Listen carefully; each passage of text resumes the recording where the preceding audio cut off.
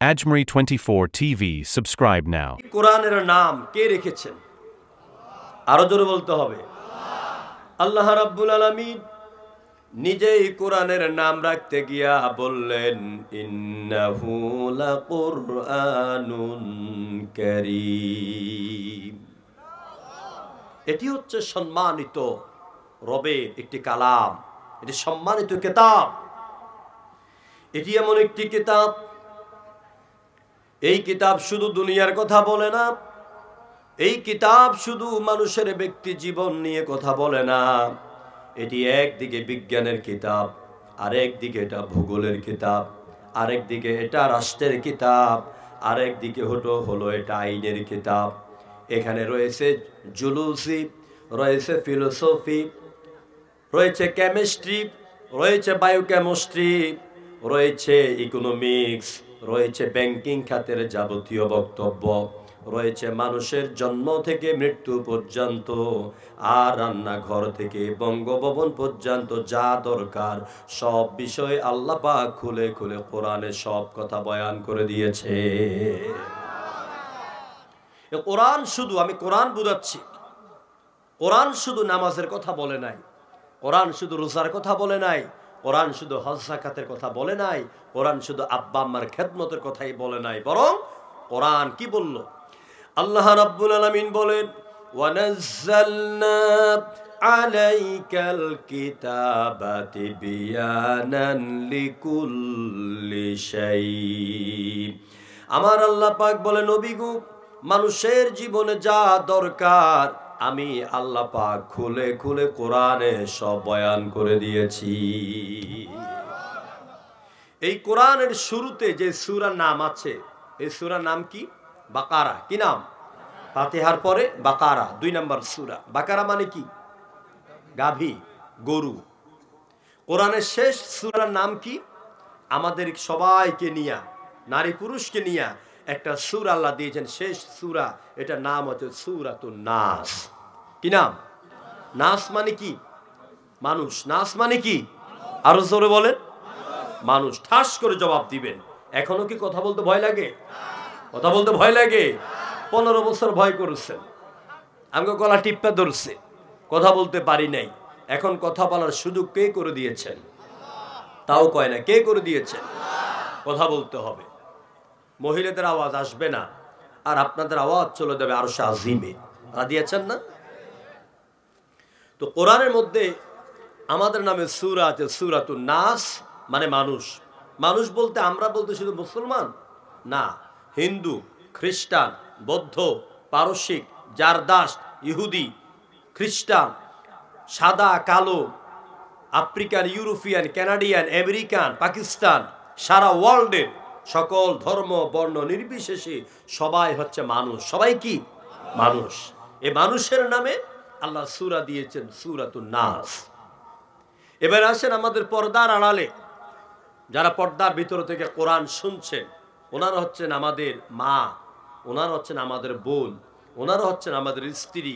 যেরকম ঠিক কিনা? এই যে মহিলা জাত, এই মহিলাদেরকে নিয়ে, নারীদেরকে নিয়েও আল্লাহ কোরআনে একটা সূরা দিয়েছেন যার নাম হচ্ছে সূরাতুন নিসা। কি নাম? কি নাম? নিসা। নিসা মানে কি? মহিলা। নিসা মানে কি? মহিলা। নিসার নামে আল্লাহ সূরা দিয়েছেন। নারীদের মহারানা, নারীদের বিয়ে শাদী, স্বামী তার স্ত্রীর সাথে কেমনে কথা কইবে, বাসর ঘর কিভাবে করবে, স্বামী স্ত্রীকে কিভাবে সম্মান দিয়ে কথা বলবে, নারীর অধিকার কতটুকু, সব বিষয়ে এই সূরার ভিতরে আল্লাহ পাক ডিটেইলস সব বলে দিয়েছে। এরপরে আসেন, কোরআনের মধ্যে একটা সূরা আছে, এই যে আপনারা খাবার খান ডাইনিং টেবিলে, খাবার টেবিল, এই খাবার টেবিলের নামে কোরআন সূরা আছে। এই সূরার নাম হচ্ছে সূরা আল মায়েদা। মায়েদা মানে খাবার টেবিল। মায়েদা মানে কি? খাবার টেবিল। আবার পেশাব পায়খানা করার পরে যে টিস্যু বা ঢিলা ব্যবহার করেন, বালু দিয়া ঢিলা বানাইয়া ঢিলা ব্যবহার করেন, এর ঢিলার নামে কোরআনের সূরা আছে। চিল্লাই কোন আল্লাহু আকবার। সূরা নাম হচ্ছে সূরাতুল আহকাফ। কি নাম? কি নাম? সূরাতুল আহকাফ। 5 আগস্ট জালিমের বিরুদ্ধে সারা বাংলাদেশ থেকে ঢাকা যে লং মার্চ করেছেন, মহাসমাবেশ করেছেন, এই যে মহাসমাবেশ একটা হবে এটা আল্লাহ জানতেন নাকি জানতেন না? জানতেন। এই জন্য আল্লাহ পাক মহাসমাবেশের নামে ১৫০০ বছর আগে কোরআনে একটা সূরা দিয়ে দিয়েছেন। সুবহানাল্লাহ কইতেন না? সে সূরা নাম হচ্ছে সূরাতুল হাসর। কি নাম? সূরাতুল হাসর। কোরআনে রয়েছে গুড়ি পিঁপড়া যে জামার ভিতরে ঢুকে কামড় দেয়, আছে না? এই গুড়ি পিঁপড়া নামে সূরা আছে, নাম হচ্ছে সূরাতুন নমল। নমল মানে কি? পিঁপড়া। নমল মানে কি? পিঁপড়া। আবার দেখেন পিঁপড়া থেকে হাতি পর্যন্ত কোরআনের সূরা আছে সূরাতুল ফিল। সূরাতুল ফিল মানে কি? হাতি। আপনারা কথা মানে নতুন শুনতেছেন এগুলি, তো কথা জবাব দিতে হবে। আমি কি বুঝাইলাম? কোরআনে সব আছে। এই যে আপনাদের এই প্যান্ডেল, এই মাইক, এই টেবিল, এই চেয়ার, সামনে লাঠিগুলি, উপরে সামিয়ানাগুলি, সব ব্যাপারে কোরআনের আয়াত আছে। আমি ওদিকে বলতে গেলে দেরি হয়ে যাবে। আমার বাবারা, ভাইয়েরা, কোরআন প্রচলিত অর্থে ধর্মীয় কিতাব হতে পারে না। এটা ধর্মীয় কিতাব নয়, যেই কিতাবের ভিতরে মানুষের জীবনে যা প্রয়োজন সব বিষয় বলাও আছে, সমাধান দেওয়া আছে। এটার নাম হলো জীবন বিধান, হায়াতি মুকাম্মাল। আমার দেশের বাংলা পড়ুয়া, কলেজ বিশ্ববিদ্যালয় পড়ুয়া, বড় বড় রাজনীতিবিদেরা এ কোরআন সম্পর্কে না জানার কারণে এরা বলে কোরআন থেকে রাজনীতি আলাদা, ধর্ম থেকে রাজনীতি আলাদা। কোরআন কেন রাজনীতি আসবে? ধর্ম কেন রাজনীতিতে আসবে? কোরআন কেন সংসদে ঢুকবে? কোরআন কেন আদালতে ঢুকবে? কোরআন কেন সচিবালয় ঢুকবে? তাদের উদ্দেশ্যে বলতে চাই, বেটা বেওকুফ, সারা বাংলাদেশের বিশ্ববিদ্যালয়, ঢাকা বিশ্ববিদ্যালয় বারান্দায় ২-৪ দিন পড়ালেখা করে এসে ডয়ের সামনে বিসর্গ দিয়া ডক্টরেট হইয়া তুমি মনে করেছো মহাপণ্ডিত হয়ে গেছো। আসলে আল্লাহ রসুল বলেছেন, ইন্নাল্লাযী লাইসা ফী জাওফিহি শাইউম মিনাল কুরআনি কাল বাইতুল খারিব। যার মেমোরির ভিতরে, যার শিক্ষা সিলেবাসের ভিতরে আল্লাহর কোরআনের শিক্ষা নাই, ওই ব্যক্তি হচ্ছে তামাম পৃথিবীতে সবচেয়ে বড় মূর্খ। একমাত্র যারা মূর্খ তারাই ধর্ম থেকে রাজনীতিকে আলাদা করতে চায়। প্রিয় বন্ধুগণ, সুতরাং কোরআনে কারীম এটা শুধু ধর্মীয় কিতাব নয়, এটা হায়াতে মুকাম্মাল, এটা পরিপূর্ণ জীবন বিধান। এই কথাটা মনে প্রাণে বিশ্বাস রাখবেন। এবারে আসেন, কোরআনে কারীম এটা মরা কিতাব না জিন্দা কিতাব? কথা বলে। এই কোরআন হাঁটতে পারে, এই কোরআন কথা বলতে পারে, এই কোরআন যুদ্ধের ময়দানে সেনাপতির দায়িত্ব পালন করেছে, এই কোরআন রাষ্ট্রের প্রেসিডেন্টের দায়িত্ব পালন করেছে, এই কোরআন একজন স্বামীর দায়িত্ব পালন করেছেন, এই কোরআন একজন মসজিদের ইমামের দায়িত্ব পালন করেছে। আমি যদি প্রশ্ন করি, ভাইয়েরা, তালাশের ভাইয়েরা বলেন তো, কোরআন কয়টা এসেছে পৃথিবীতে? কয়টা? কয়টা? একটা। এই ভুলটা ভাঙায় দিয়ে যায়। আপনার একটা বলতেছেন যেটা আমার হাতে আছে, এটা হলো কাগজে লেখা থিওরিক্যাল কোরআন। এটা কিন্তু হাঁটতে পারে না, চলতে পারে না, বসতে পারে না, যুদ্ধের ময়দানে যেতে পারে না, কথাও বলতে পারে না। এই কোরআন হলো থিওরিক্যাল কোরআন। এই কোরআন আকাশ থেকে আরশ আজিম থেকে অবতীর্ণ হয়েছে, কিন্তু আল্লাহ পাক এই জমিনে আরেকটা কোরআন সৃষ্টি করেছেন। এই ৩০ পারা কোরআনের ভিতরে যা বলা আছে বাস্তব জীবনে তার জীবনে তা করা ছিল। ওইটা হলো বাস্তব কোরআন, প্র্যাকটিক্যাল কোরআন। নাম হলো hour leader, hour prophet as a teacher, Muhammad সাল্লাল্লাহু আলাইহি ওয়াসাল্লাম। নবীজি ছিলেন বাস্তব কোরআন, আর এটা হলো থিওরিক্যাল কোরআন। এখন থিওরি আর প্র্যাকটিক্যাল বুঝতে গেলে আমার দেরি হবে। ৩০ পারা কোরআনের মধ্যে যা বলা ছিল আমার নবীর মধ্যে তাই করা ছিল। মা আয়েশা সিদ্দিকা রাদিয়াল্লাহু তাআলা আনহাকে প্রশ্ন করা হলো, মা, আপনার স্বামী বিশ্ব নবী রাহমাতুল লিল আলামিনের জীবন, তার সিরাত সম্পর্কে আমাদেরকে কিছু বলেন। মা আয়েশা পর্দার অন্তরাল থেকে বলছেন, ইয়া বুনাইয়া আতাকরাউনাল কুরআন, আপনারা কি কোরআন পড়েন না? আপনারা কি কোরআন বুঝেন না? আব্দুল্লাহ ইবনে মাসউদের মতন সাহাবী বলছেন, মা আমরা এখানে যারা এসেছি অনেকে হাফেজে কোরআন, অনেকে আমরা মুফাসসির কোরআন। মা আয়েশা বলছেন, বাবারা আপনারা যদি কোরআন নিয়ে এতটা জেনে থাকেন, এতটাই বুঝে থাকেন, আল্লাহ নবীর জীবন আর ক্যারেক্টার নিয়ে আমার কাছে কেন প্রশ্ন করলেন?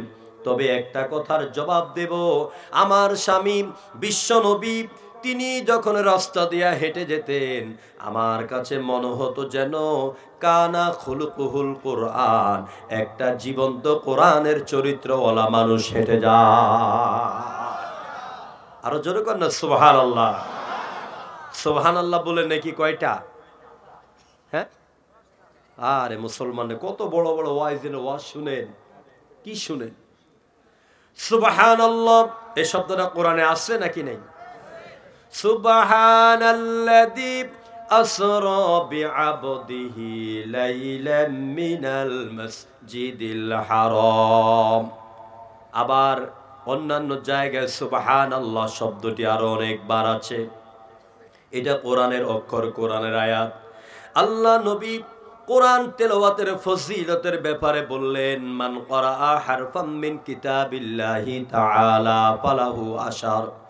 আল্লাহ রাসূল বলেছেন, কেউ যদি কোরআনের উপরে ঈমান আনার পরে কোরআন থেকে একটা বা দুইটা অক্ষর তেলাওয়াত করে, প্রত্যেক হরফের বিনিময়ে আল্লাহ পাক বান্দা বান্দির আমলনামায় কমপক্ষে 10 করে নেকি লিখে দেয়। তাহলে আপনি যখন বললেন সুবহানাল্লাহ, একটু খেয়াল করেন, সুবহান লিখতে 5 অক্ষর, সিন বা হা আলিফ নুন এগুলো 5 অক্ষর। আল্লাহ লিখতে 4 অক্ষর, সুবহানাল্লাহ লিখতে 9 অক্ষর। আপনি যখন একবার সুবহানাল্লাহ বলছেন, আপনার অজান্তে ফেরেশতা আমলনামার মধ্যে কমপক্ষে 9.90 নেকি লিখে দিল। এজন্য ইবাদত বুঝতে হবে, ইবাদত বুঝতে হবে। সুবহানাল্লাহ বললে ঠকবেন না, আল্লাহু আকবার বললে ঠকে যাবেন না, আলহামদুলিল্লাহ বলে ঠকে যাবেন না। এটার মজা পাবেন, রেজাল্ট পাবেন পরকালের ময়দানে। আমার বাবারা, ভাইয়েরা, কোরআনে কারীম নিয়ে কথা বলতেছিলাম। এই কোরআন এটা কথা বলতে পারে, বিশ্বনবী ছিলেন বাস্তব কোরআনের বাস্তব মুজাসসাম। হুজুর সাল্লাল্লাহু আলাইহি ওয়াসাল্লাম তিনি যুদ্ধের ময়দানে সেনাপতির দায়িত্ব পালন করেছেন। তিনি একজন আদর্শ স্বামী ছিলেন, আদর্শ রাষ্ট্রপতি ছিলেন, এবং তিনি মসজিদের একজন সেরা ইমাম ছিলেন। শুধু তাই নয়, আমার আল্লাহ পাক তাকে সমস্ত নবীদেরও নবী বানিয়েছে। সাইয়্যিদুল মুরসালিন, সব রাসূলদের নেতা। আল্লাহু আকবার। আল্লাহ নবীর এত মর্যাদা দিয়েছেন, বিশ্ব নবীর সম্মান আল্লাহ পাক এত দিয়েছেন। এই 30 পারা কোরআনের ভিতরে যতগুলি পৃষ্ঠা উল্টাইলাম, আমার ভাই মাওলানা গুলজার হোসেন মাহমুদি তিনিও পড়াশোনা করেন, তাকেও বলবো, যতগুলি পৃষ্ঠা উল্টাইলাম জীবনে কোন জায়গার মধ্যেই আমার আল্লাহ পাক আমার নবীকে ইয়া মুহাম্মদ বলে একটা ডাকও দেন নাই। সব নবীদের কি আল্লাহ পাক যখন ডাকার প্রয়োজন মনে করেছেন, আল্লাহ পাক নাম ধরে বললেন, ইয়া ইব্রাহিম। যেমন ছেলে যখন বাবাকে জবে করতে গেল, বাবা যখন ছেলেকে জবে করতে এলো, ইব্রাহিম আর ইসমাইলের ব্যাপারে 23তম পারা সূরা সফফাতের মধ্যে কথা বলতে গিয়া আরশের মালিক আল্লাহ পাক ইব্রাহিমকে ডাক দিয়া বললেন, ওয়ানাদাইনাহু আন ইয়া ইব্রাহিম। আমি ইব্রাহিমকে ডাক দিলাম, হে ইব্রাহিম। মুসার সঙ্গে যখন আল্লাহ পাক কথা বলতে গেলেন, সেখানে আল্লাহ পাক বললেন, ওয়ামা তিলকা বিয়ামিনিকা ইয়া মুসা। ও মুসা, তোমার ডান হাতে ওটা কি? এভাবে আল্লাহ পাক বললেন, ইয়া নূহ, ইয়া ইদ্রিস, ইয়া সুলাইমান, ইয়া দাউদ, ইয়া ইউসুফ।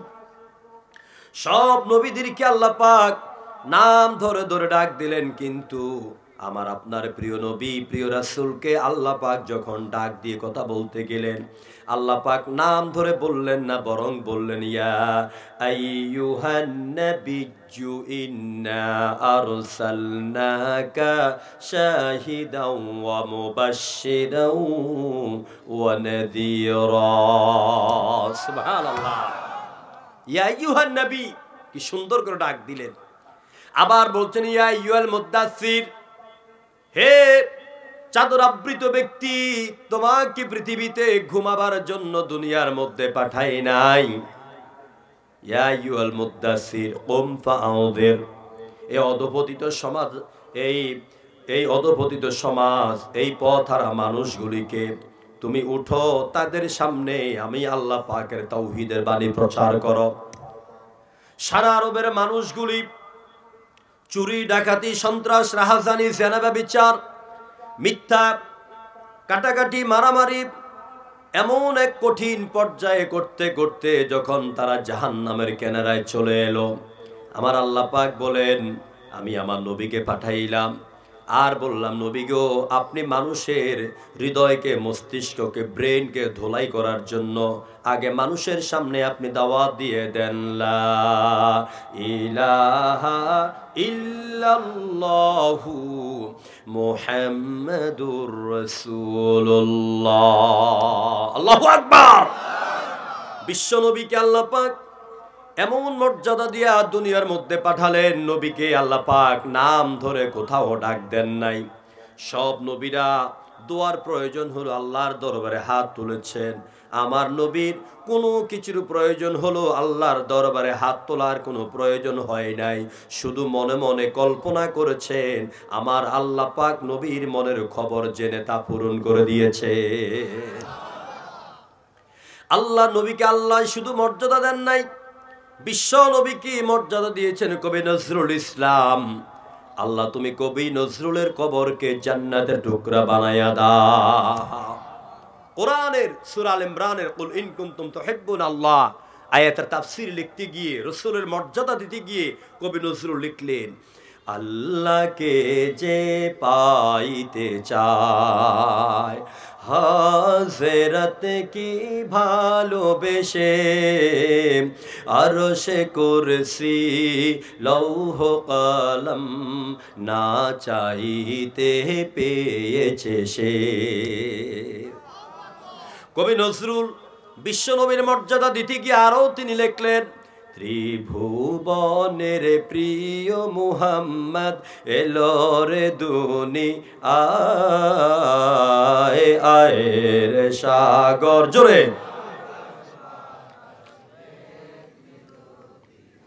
আল্লাহ নবীর মর্যাদা দিতে গিয়ে কবি নজরুল আরো লিখলেন, আন্তর্জাতিকভাবে জাতিভেদ হিংসা বিদ্বেষ করিতে মোচন, দ্বৈতবাদ বহুবাদ করিতে খণ্ডন, সাম্যমৈত্রী স্বাধীনতা একেশ্বরবাদ ঘোষিতে আইলে তুমি রাসূল মুহাম্মদ। জমিন আল্লাহর। জমিন কার? আরো আসতে কোন জমিন কার? আকাশ কার? এখানে আইন চলবে কার? এখানে হুকুম চলবে কার? কবি নজরুল সেই কথাই বোঝাচ্ছেন, এটা একাত্মবাদের জমিন, এটা দ্বিত্ববাদ তৃতীয়বাদ বহুত্ববাদ ইহুদি খ্রিস্টান নাস্তিক মুরতাদ মুশরিক মানুষের তৈরি করা আইন দিয়ে জমিন পরিচালনার জন্য আল্লাহ তৈরি করে নাই। জমিন তৈরি করেছেন যে আল্লাহ, জমিনে আইন চলবে সেই আল্লাহ। চিল্লা বলে ঠিক কিনা? যারা মানুষের তৈরি করা আইন বাংলাদেশের 18 কোটি মানুষের ঘাড়ের উপরে চাপাইয়ে দিয়া নিজের রবের আসনে বসতে চেয়েছিলেন 41 সাল পর্যন্ত, আল্লাহ তারা 2টা থাপ্পড় দিয়া দিনে 2টা বাজে হেলিকপ্টার দিয়ে উড়িয়ে নিয়েছেন। সুতরাং নবী করিম সাল্লাল্লাহু আলাইহি সাল্লাম তিনি শুধু ধর্মীয় নেতা নন, তিনি হচ্ছেন আওয়ার লিডার, আওয়ার প্রফেট, আমাদের নেতা। সুবহানাল্লাহ। আমার ভাইয়েরা, কোরআনে কারীম এটা জিন্দা কিতাব, এটাকে আপনি যতগুলি প্রশ্ন করবেন কোরআন তার জবাব দিয়ে দিবে। আপনি যদি কোরআনের পরিচয় জানতে চান, যদি বলেন ও কোরআন আপনাকে এই দুনিয়ার মধ্যে কে নাজিল করেছে, এখন এই টেবিলে বসে কোরআন তার জবাব দিতে পারবে কিনা? পারবে তো? মাশাআল্লাহ, আপনাদের ঈমান ক্লিয়ার। কোরআন জিন্দা কিতাব, কোরআন জবাব দিতে পারবে। দেখুন কোরআন আপনাকে কে নাজিল করেছে। এটা কলকাতার একজন জাস্টিস, একজন বিচারক, তিনি কোরআনকে প্রায় 500-এর উপর প্রশ্ন করেছিলেন। তারপর তিনি কোরআনের সামনে সারেন্ডার করেছেন, ঈমান এনেছেন, মুসলমান হয়ে গেছেন। কোরআনকে যদি বলা হয় কোরআন কে আপনাকে নাজিল করেছে, কোরআন জবাব দিয়া দিল তাওসিলুম মিম্মান খালাকাল আরদা ওয়াস সামাওয়াতিল উলা। যিনি আকাশ বানালেন, যিনি জমিন বানালেন, ওই আরশের মালিক আমি কোরআনকে পৃথিবীর মধ্যে পাঠালেন। এবার যদি আবার কোরআনকে প্রশ্ন করেন, ও কোরআন দয়া করে তাড়াশবাসীকে বলে দেন এই দুনিয়াতে আসার আগে আপনার বাড়ি ছিল কই, ঘর ছিল কই। কোরআন কি সুন্দর করে নিজে জবাব দিয়া দিচ্ছে, বাল হুয়া কুরআনুম মাজিদুন ফি লাউহিম মাহফুজ। কোরআন বলছে দুনিয়াতে আসার আগে আমার বাড়ি ছিল লাউহে মাহফুজে। আচ্ছা কোরআন তো আপনি লাউহে মাহফুজে ছিলেন, আপনি মক্কার সে হেরা গুহা কেমনে চিনলেন? আমি হেরা গুহার ভিতরে ঢুকেছি, হেরা পর্বতের উঁচু চূড়াতে উঠতে আমার 2 ঘন্টা সময় লেগেছে। যেই ঘরটার ভিতরে রাসূল 40টা বছর পর্যন্ত অপেক্ষা করার পরে কোরআন পেয়েছেন, ওই গর্তের ভিতরে 2টা পাথরের মাঝখান দিয়া বুকটার চ্যাপটা করে ঢুকতে হয়। ওখানে ঢুকে 2 রাকাত নামাজ পড়েই চোখের পানিগুলো ছেড়ে দিলাম। আল্লাহ আমি তোমার দরবারে লাখ কোটি শুকর আদায় করি, যে গুহার মধ্যে প্রথম কোরআন নাজিল হলো ওই গুহাতে তোমার 2টা সেজদা দিতে পারলাম। ও কোরআন আপনাকে ওই গুহা কে চিনালো? কোরআন জবাব দিচ্ছি, নাযালা বিহির রূহুল আমিন। কোরআন বলে দিচ্ছি যিনি আকাশ থেকে আল্লাহর কাছে ওহী নিয়ে আসেন, ওই জিব্রাইল আমাকে হেরা পর্বতে নিয়ে এলেন। এবার যদি কোরআনকে প্রশ্ন করি, কোরআন গো আপনি বলে দেন, বিভিন্ন লোকেরা বলে আপনার মধ্যে ভুল আছে, আসলে আপনি বলে দেন কোনো ভুল আছে নাকি। কোরআনে কারীম কি সুন্দর করে জবাব দিল। কোরআনে কারীমের সূরা বাকারার সেকশন নাম্বার 3 তৃতীয় নাম্বার রুকুতে, وَإِن كُنتُمْ فِي رَيْبٍ مِّمَّا نَزَّلْنَا عَلَى عَبْدِنَا فَأْتُوا بِسُورَةٍ مِّن مِّثْلِهِ وَادْعُوا شُهَدَاءَكُم مِّن دُونِ اللَّهِ إِن كُنتُمْ صَادِقِينَ। আল্লাহ পাক বলেন আমার বান্দা মুহাম্মদ তার উপরে নাজিল করা কিতাবের উপর যদি তোমরা সন্দেহ করে থাকো, তাহলে এই কোরআনের মতন সবচাইতে ছোট্ট একটা সূরা রচনা করে দাও। এই চ্যালেঞ্জ যখন করা হলো 1500 বছর আগে, আল্লাহ নবী সাহাবীদেরকে বললেন, আবু বকর ওমরকে বললেন, আবু বকর ওমর কোরআনে কারীমের সবচাইতে ছোট্ট সূরা হলো সূরাতুল কাউসার। কি নাম বলেন, কথা কি নাম? সূরাতুল কাউসার। ইন্না আ'তাইনাকাল কাউসার ফাসাল্লি লিরাব্বিকা ওয়ানহার। এই 2টা আয়াত কাগজের মধ্যে লিখে কাবা শরীফের গিলাফের মধ্যে ঝুলাইয়া দিল। ও মক্কার কাফেরেরা যারা বলো এটা মুহাম্মদের বানানো কালাম, মুহাম্মদের বানানো কবিতা, তাহলে তোমরা পরের আয়াত কি হবে ওই আয়াতটা তোমরা লিখে দাও। চ্যালেঞ্জ করা হলো। মক্কার সব কবিরা এলেন, সবাই এসে বলছে সারেন্ডার করলাম। এবার আবু জাহেলের মাথা খারাপ হয়ে গেল, আজকে আমি কি মুহাম্মদের সামনে মাথা নত করব নাকি? তিনি অনেক টাকা দিয়া ফাওয়ার করে কবি লবিদকে নিয়ে আসলেন। কবি লবিদ হলেন মক্কার আরবের সবচেয়ে বড় কবি। কবি লাবিদকে বললেন, লাবিদ এরপরে কোন ছন্দ হবে তুমি মিলাইয়া দাও, তুমি তো বড় কবি, আজ যেন মুহাম্মদের সামনে আমার মাথা হেট না হয়। কবি লাবিদ কলম নিয়া কাবা শরীফের কাছে গেলেন আর বারবার পড়তেছেন ইন্না আতাইনা কাল কাউসার ফাসাল্লি লিরাব্বিকা ওয়ানহার। পড়তে পড়তে শরীর দিয়ে ঘাম বের হয়ে যায়। এরপরে কোন ছন্দ হবে, কি লিখবে, কবি লাবিদের ব্রেনের মধ্যে একটু আসতেছে না। কবি লাবিদ তিনি আবার কলম ধরলেন, তিনি লিখে দিলেন ইন্না আতাইনা কাল কাউসার ফাসাল্লি লিরাব্বিকা ওয়ানহার। এবার তিনি লিখলেন লাইসা হাদা মিন কালামিল বাশার। না, এটা মানুষের তৈরি করা কোনো কালাম নয়। যেরকম আল্লাহু আকবার। কবি লাবিদ সুদা দৌড়াতে লাগলেন। একটু চা দেন। কবি লাবিদ সুদা দৌড়াতে লাগলো মুহাম্মদের কাছে। মুহাম্মদ, তোমার কোরআন বুঝতে পেরেছি, এটা মানুষের তৈরি করা কোরআন নয়। তুমি দয়া করে আমাকে ইসলামের সুশীতল ছায়াতলে আসার সুযোগ করে দাও। সুবহানাল্লাহ, সুবহানাল্লাহ। কোরআনের কাছে আসলে হেদায়েত দেন কে? কোরআনকে আল্লাহ দুনিয়াতে কেন পাঠালেন? এবারে জবাবটা শেষ করেই আমি তাফসিরে ঢুকব। কোরআনকে যদি প্রশ্ন করেন, ও কোরআন, এই পৃথিবীতে আপনি কেন এলেন, কি জন্য এলেন? কোরআনে কারীম কি সুন্দর করে জবাব দিয়ে দিল। সূরা ইব্রাহিম 13তম পারার শেষ পৃষ্ঠার একেবারে শেষ আয়াত সুন্দর করে বলে দিলেন আলিফ লাম রা কিতাবুন আনজালনাহু ইলাইকা লিতুখরিজান নাসা মিনাজ-যুলুমাতি ইলান-নূর। আলিফ লাম রা হরফে মুকাত্তাআত, বিচ্ছিন্ন অক্ষর। নবী হে, আমি আপনার কাছে কোরআনটা দিলাম এই জন্য যাতে কোরআনের দেওয়া শিক্ষা ব্যবস্থা দিয়া গোটা জাতিকে সব অন্ধকার থেকে মুক্ত করে আলোর দিকে আনতে পারেন। প্রিয় ভাইরা, আমরা কি বাংলাদেশকে আলোকিত বাংলাদেশ দেখতে চাই? আলোকিত বাংলাদেশ দেখতে চাই।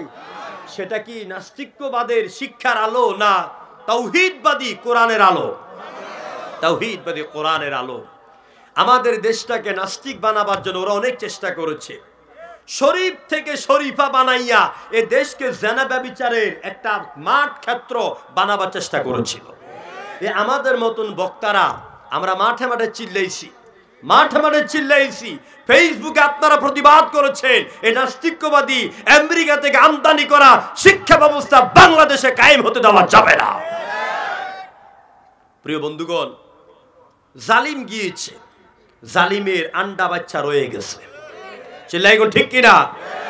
জালিম পরিবর্তনের মাধ্যমে, সরকার পরিবর্তনের মাধ্যমে বাংলাদেশে কোরআনের আলো দিয়ে আলোকিত হবে না। বাংলাদেশটাকে যদি আলোকিত করতে হয় কোরআন দিয়া, তাহলে আমাদেরকে সর্বপ্রথম আমাদের সিলেবাস পরিবর্তন করা লাগবে। যেই সিলেবাসের মধ্যে শিক্ষা দেওয়া হয় খোকন খোকন ডাক পাড়ি, এরপরে কি জানি খোকন মোদের কার বাড়ি, আইরে খোকন ঘরে আয়, দুধ মাখাবাত কাকে খায়। আচ্ছা বলুন তো, বাচ্চা এখান থেকে কি শিখলো? বালিশ পাই না, হালকা বালিশ বলছিলাম। আমার ভাইয়েরা, ছড়াটা যদি এইরকম হতো খোকন খোকন ডাক পাড়ি, মানে আমি খোকনকে ডাকি, আইরে খোকন কোরআন পড়ি, কোরআন পড়ে সুন্দর একটা জীবন গড়ি, ভালো হইতো না খারাপ হইতো? এই শিক্ষাটা আছে নাই। এরপর কি শিখায়? হাট্টিমা টিম টিম, তাদের খাড়া দুটো শিং, তারা মাঠে পাড়ে ডিম। কত বড় ডাহা মিথ্যা কথা! যেই প্রাণীর কপালে শিং থাকে, বিশ্বাস করুন ওই প্রাণীর জীবনে ডিম পাড়ে না।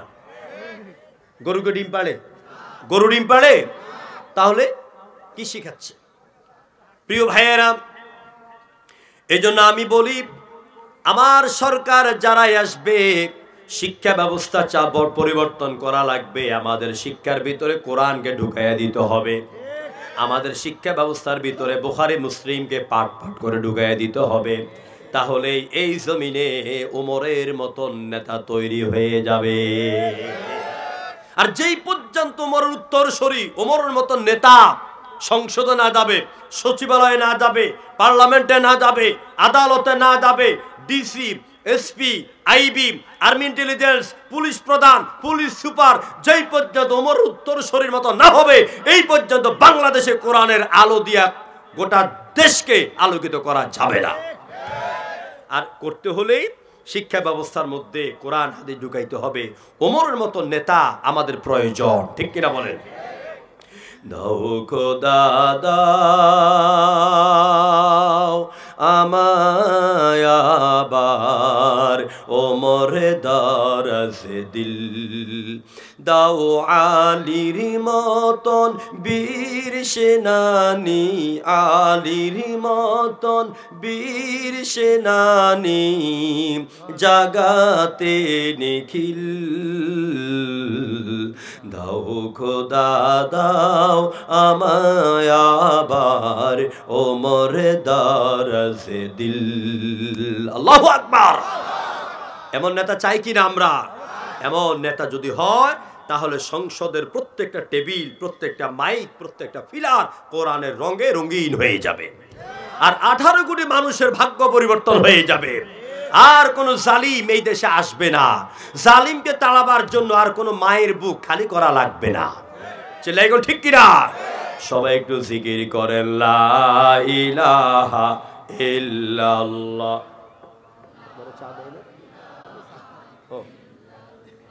জোরে লা ইলাহা,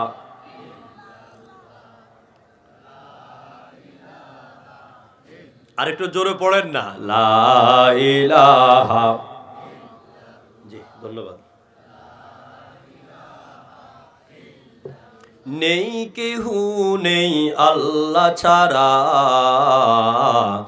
লা ইলাহা ইল্লাল্লাহ।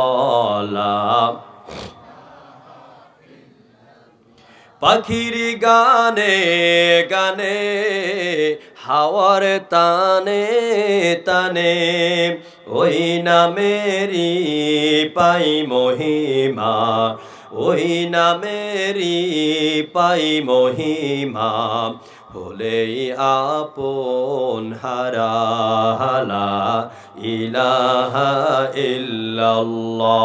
জোরে লা।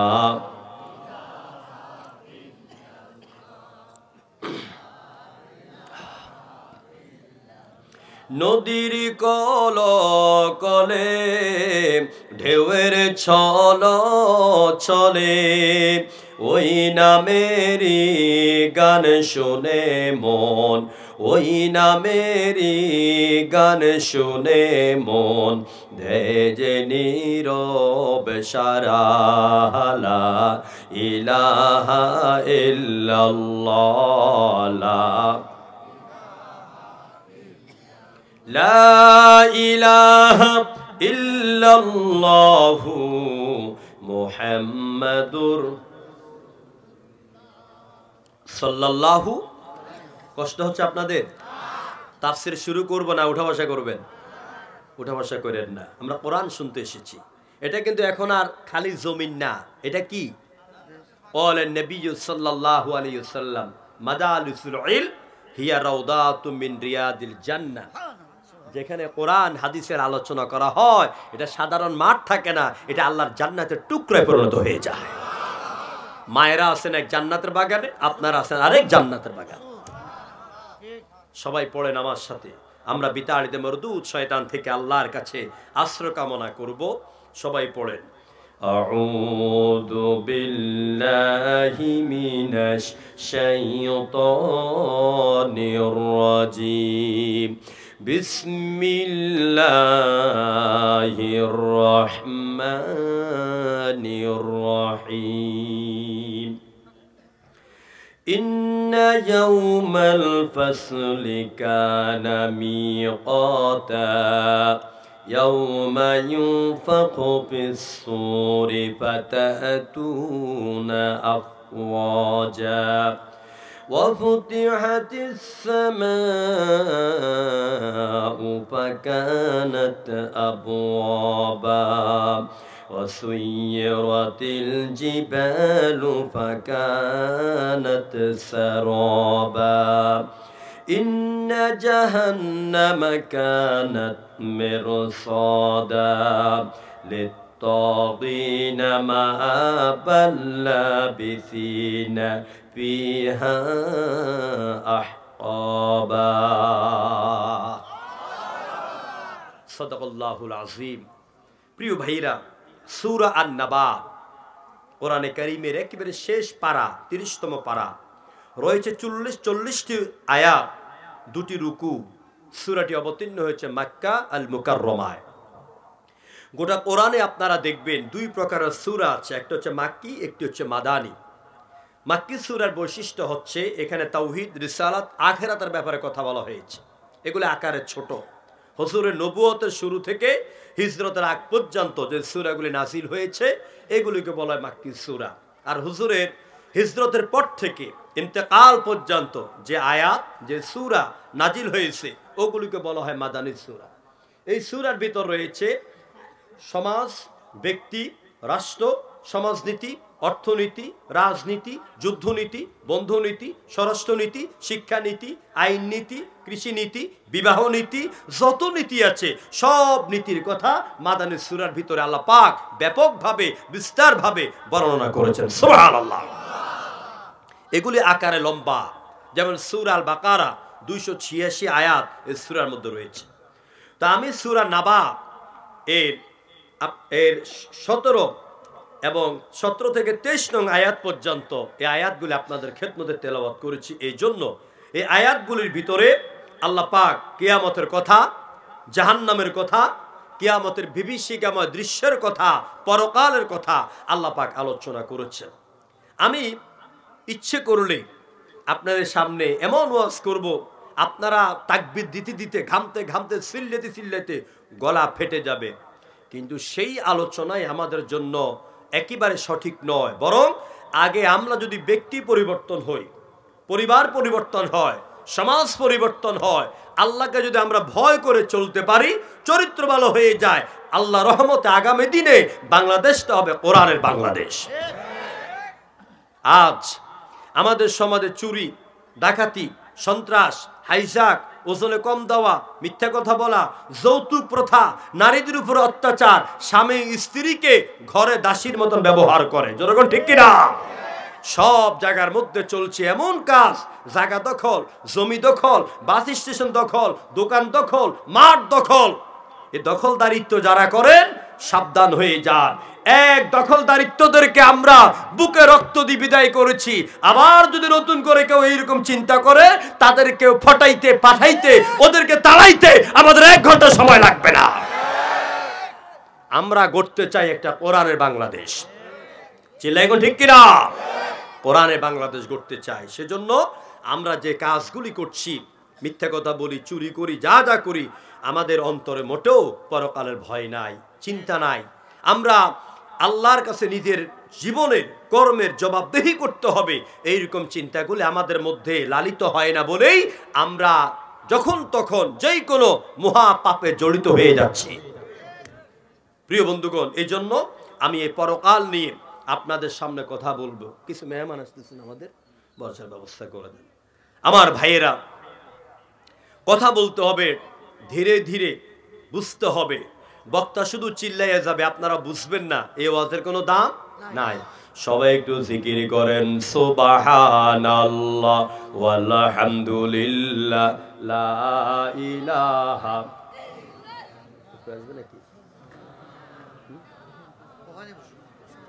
সুবহানাল্লাহ ওয়ালহামদুলিল্লাহ লা ইলাহা।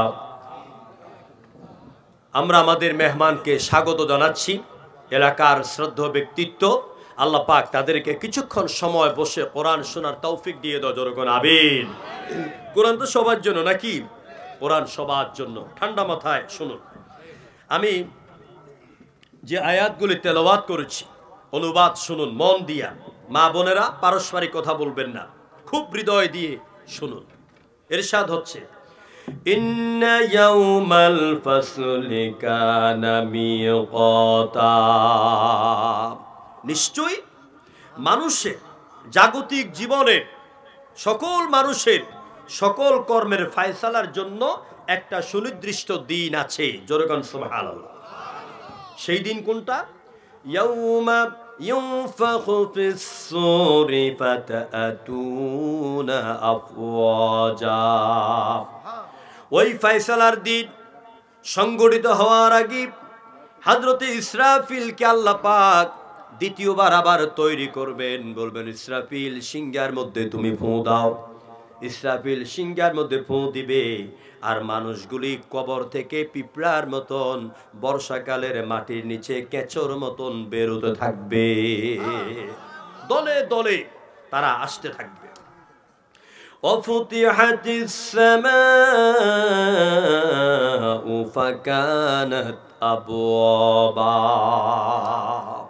আকাশের বহু দরওয়াজা খুলে দেওয়া হবে, অসংখ্য দরওয়াজা।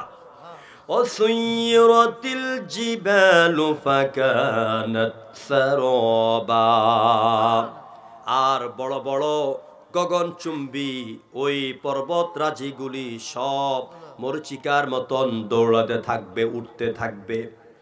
ইন্না জাহান্নামা কানাত মিরসাদা, জাহান্নাম হচ্ছে এক ঘাঁটি বিশেষ। এই জাহান্নামটি কেমনে আছে? লিত্তাগিনা মাআবাল লাবিসিনা ফিহা আহকাবা, এটি ওঁত পেতে আছে অপরাধীদেরকে ধরার জন্য। আর ওই জাহান্নামটা হবে এমন আহকাবা, শতাব্দীর পর শতাব্দী ওই জাহান্নামের মধ্যে জাহান্নামীরা জ্বলতে থাকবে। চিল্লায়ে কোন আল্লাহু আকবার। জাহান্নামের পরিচয় আল্লাহ দিচ্ছেন, লা ইয়াদুকুনা ফিহা বারদান ওয়ালা শারাবা, জাহান্নামে গোটা শরীরটা জ্বলসে যাওয়ার পরে ঠান্ডা পানিও পাবে না, গরম পানিও পাবে না। ইল্লা হামিমা ওয়া গাসসাকা, ফুটন্ত পানি দিবে রানের গোড়া দিয়া, পচে পচে পুষ বাইর হওয়ার পরে এইগুলিকে তাপ দেওয়া হবে। ওই তাপযুক্ত পানিগুলি অপরাধীদের গলার মধ্যে ঢেলে দেওয়া হবে। এ হচ্ছে তেলাওয়াতকৃত আয়াতের সরল অনুবাদ। এবার আসুন আমরা তাফসীরের দিকে চলে যাই। তাফসীরুল কোরআন মাহফিল নাম দিয়েছেন। তাফসীর অর্থ কি? তাফসীর মানে আইসা একটু হাঁক হুক দেওয়া, চিল্লানি ফাল্লানি করা, কাউকে গালিগালাজ করা, এটার নাম তাফসীর নয়, ওইটা হচ্ছে তাফসীরুদ দুনিয়া, দুনিয়ার ব্যাখ্যা। আর আমরা এসেছি তাফসীরুল কোরআন শোনার জন্য, অর্থাৎ কোরআনের ব্যাখ্যা শোনার জন্য। যে ব্যাখ্যা, যে আলোচনা, আলোচক, আয়োজক, শ্রোতা সবার জীবনকে পরিবর্তন করে দিবে। আমার ভাইয়েরা, তাফসীর শব্দটি এসেছে আরবি গ্রামারের দিক থেকে, বাবে তাফঈল থেকে। তাফসীর মানে হলো ব্যাখ্যা করা, বিশ্লেষণ করা। আর তাফসীরুল কোরআন মানে হলো কোরআনের ব্যাখ্যা করা। মাহফিল মানে হলো সবাই যেখানে একসাথ হয় ওই জায়গা। আল্লাহ নবী বলেছেন, যারা তাফসীরুল কোরআন মাহফিলের আয়োজন করে, তিরমিজি শরীফের হাদিস শোনাচ্ছি, আল্লাহ পাক তাদের উপর অসংখ্য ফেরেশতা নাযিল করে দেন। আর যারা কোরআন শোনার জন্য এক কদম দু কদম দিয়ে কোরআনের মাহফিলের দিকে রওনা শুরু করে দেয়, এক একজন বান্দার পিছনে আমার আরশের মালিক 70 জন ফেরেশতাকে নিয়োগ করে দেয়। ফেরেশতা যখন বান্দা যখন হাঁটতে থাকে, আল্লাহর বান্দিরা, ওই দিন আমার নীলফামারে মাহফিল ছিল, রাতের 1টা বাজে দেখলাম, মনে হয় যেন 1-1.5 বছরের বাচ্চাকে আপনার টাওয়াল দিয়ে পেঁচাইয়া গভীর কুয়াশার মধ্যে আমার বোনেরা রাস্তার পাশ দিয়ে হেঁটে হেঁটে ওয়াজ শুনে বাড়ি যায়। তখন আমার হাদিসটা মনে পড়ে গেল, আল্লাহ নবী বলেছেন, আল্লাহর কোনো বান্দা বান্দি কোরআন শোনার জন্য যখন রওনা করে দেয়, তখন ওর পেছনে 70,000 ফেরেশতা বলে, আল্লাহুম্মার হামলাহু আল্লাহুম্মা গফির লাহু, আল্লাহ তোমার বান্দা বান্দির তুমি মাফ করে দাও, রহমতের চাদর ঢেকে নাও। আল্লাহর বান্দা বান্দি যখন কোরআনে মাহফিলে চলে আসে, বসে যায়, ফেরেশতারা এবার বলে, রব্বুল আলামিন,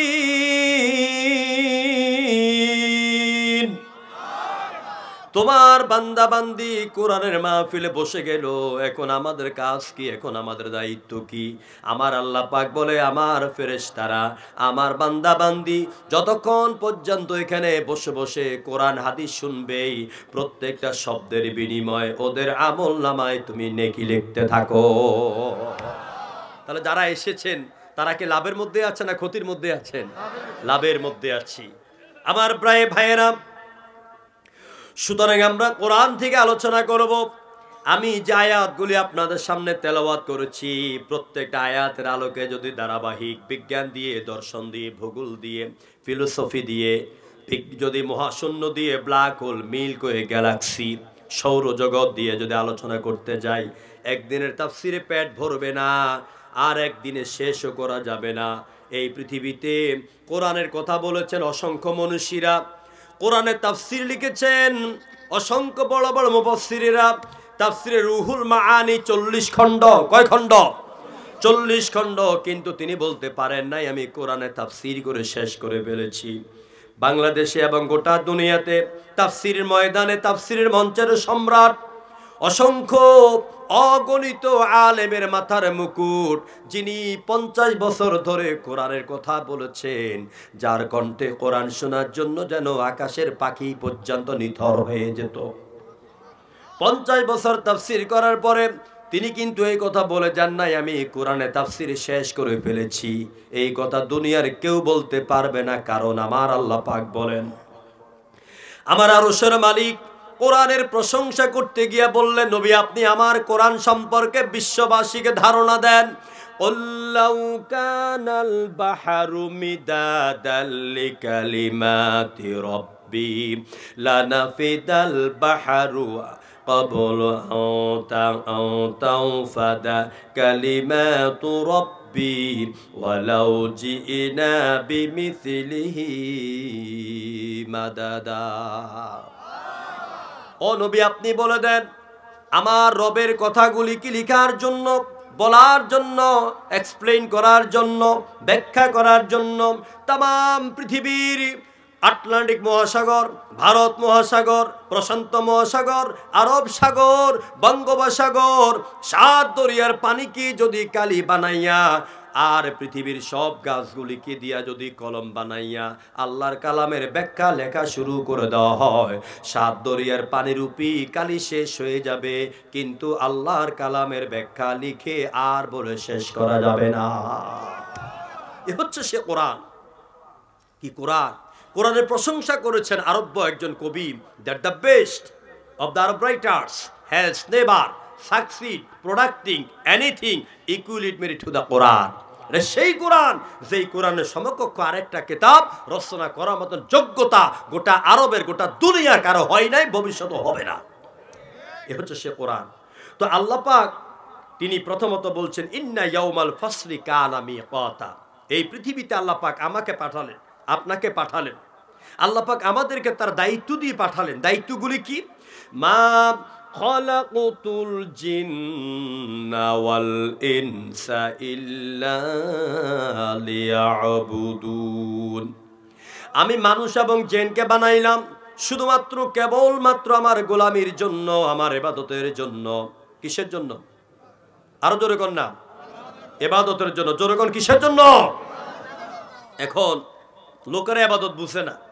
লোকেরা ইবাদত বলতে নামাজ, রোজা, হজ, যাকাত, দান খয়রাত, মিলাদ মাহফিল, ওয়াজ মাহফিল, এগুলি কি বুঝে?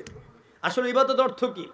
ইবাদতের মৌলিক অর্থ হচ্ছে আল ইবাদাতু ওয়া তাআ।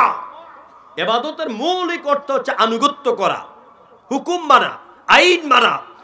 অর্থাৎ আল্লাহ পাক আমাকে জন্ম থেকে মৃত্যু পর্যন্ত যে বয়সটা দিয়েছেন, এখানে আপনি দোকানদারি করবেন, জমি চাষ করবেন, আপনি মাছের ব্যবসা করবেন, মাছের আড়ত করবেন, মাছের খামার করবেন, আপনি প্রেসিডেন্ট হবেন, আপনি প্রধানমন্ত্রী হবেন, আপনি দলীয় নেতা হবেন, আপনি রাজনীতি করবেন, আপনি যা কিছু করেন সবগুলি আল্লাহর কোরআন মোতাবেক হতে হবে। তাহলে আপনার মিছিল, আপনার দেওয়াল লিখন, আপনার রাত জাগন, আপনার সংসদের বক্তব্য সব আল্লাহর ইবাদতের খাতায়, সওয়াবের খাতায় লেখা হয়ে যাবে, যদি কোরআন ভিত্তিক আপনি করতে পারেন। কিন্তু আপনি যদি আল্লাহর দেওয়া আইন বাদ দিয়া, বিশ্ব নবীর আদর্শ বাদ দিয়া, মানুষের তৈরি করা মতবাদকে জমিনে প্রতিষ্ঠিত করে কইরা নিজের পেট পূজা করতে যান, আপনার সময়, আপনার কুরবানি, আপনার মিছিল, আপনার মিটিং, আপনার পোস্টার, আপনার সংসদ কোনোটাই ইবাদতের মধ্যে গ্রহণযোগ্য হবে না। মানুষের তৈরি করা মতবাদকে প্রতিষ্ঠা করার জন্য আল্লাহ পাক আমাকে আপনাকে পাঠান নাই। বলবেন হুজুর মানুষের মতবাদ আবার কোনটা?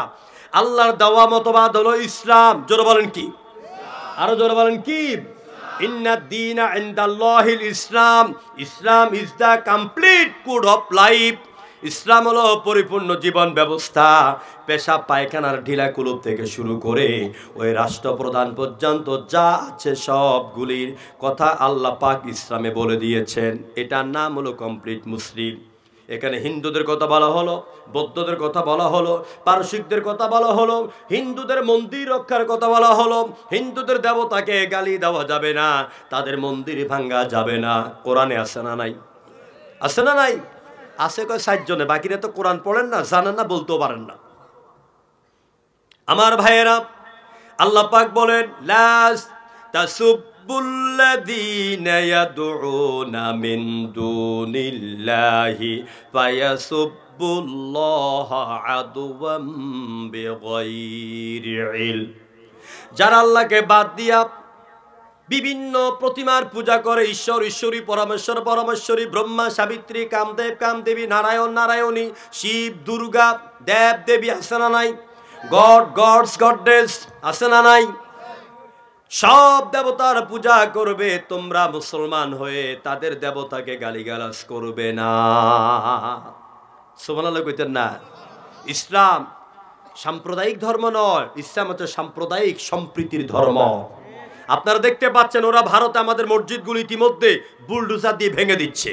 দেখেন আপনারা, এই কয়েকদিনের মধ্যে অনেকগুলি মসজিদ ভেঙে দিয়েছে।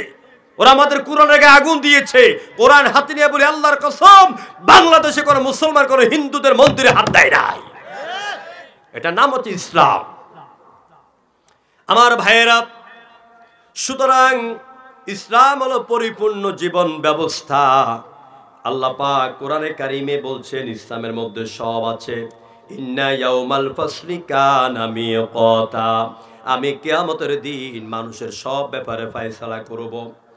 ইয়াউমা ইউনফাকু ফিস সূরি ফাতাতুনা আফওয়াজা, সিংহে ফু দিবে, মানুষগুলো সব উঠবে। এটা কখন? এখানে দুইটি কথা আছে, আয়াতে দুইটি অর্থ। একটা অর্থ হচ্ছে কিয়ামত হয়ে যাবার পরে হাজার কোটি কোটি বছর চলে যাবে, তারপর ইসরায়েল ফু দিবে, মানুষ আসবে আল্লাহর কাছে। আবার এটার আরেকটা অর্থ হচ্ছে সিংহের মধ্যে যখন প্রাথমিক ফু দিবে তখন মানুষগুলি দলে দলে সব মৃত্যুর দিকে এগিয়ে যাবে।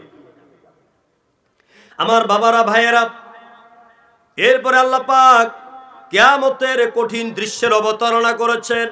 ওয়াফুতিহাতিস সামাউ ফাকানাত আবওয়াবা, সিংহার মধ্যে যখন ফু দিবে অনেকগুলি দরজা খোলা হয়ে যাবে।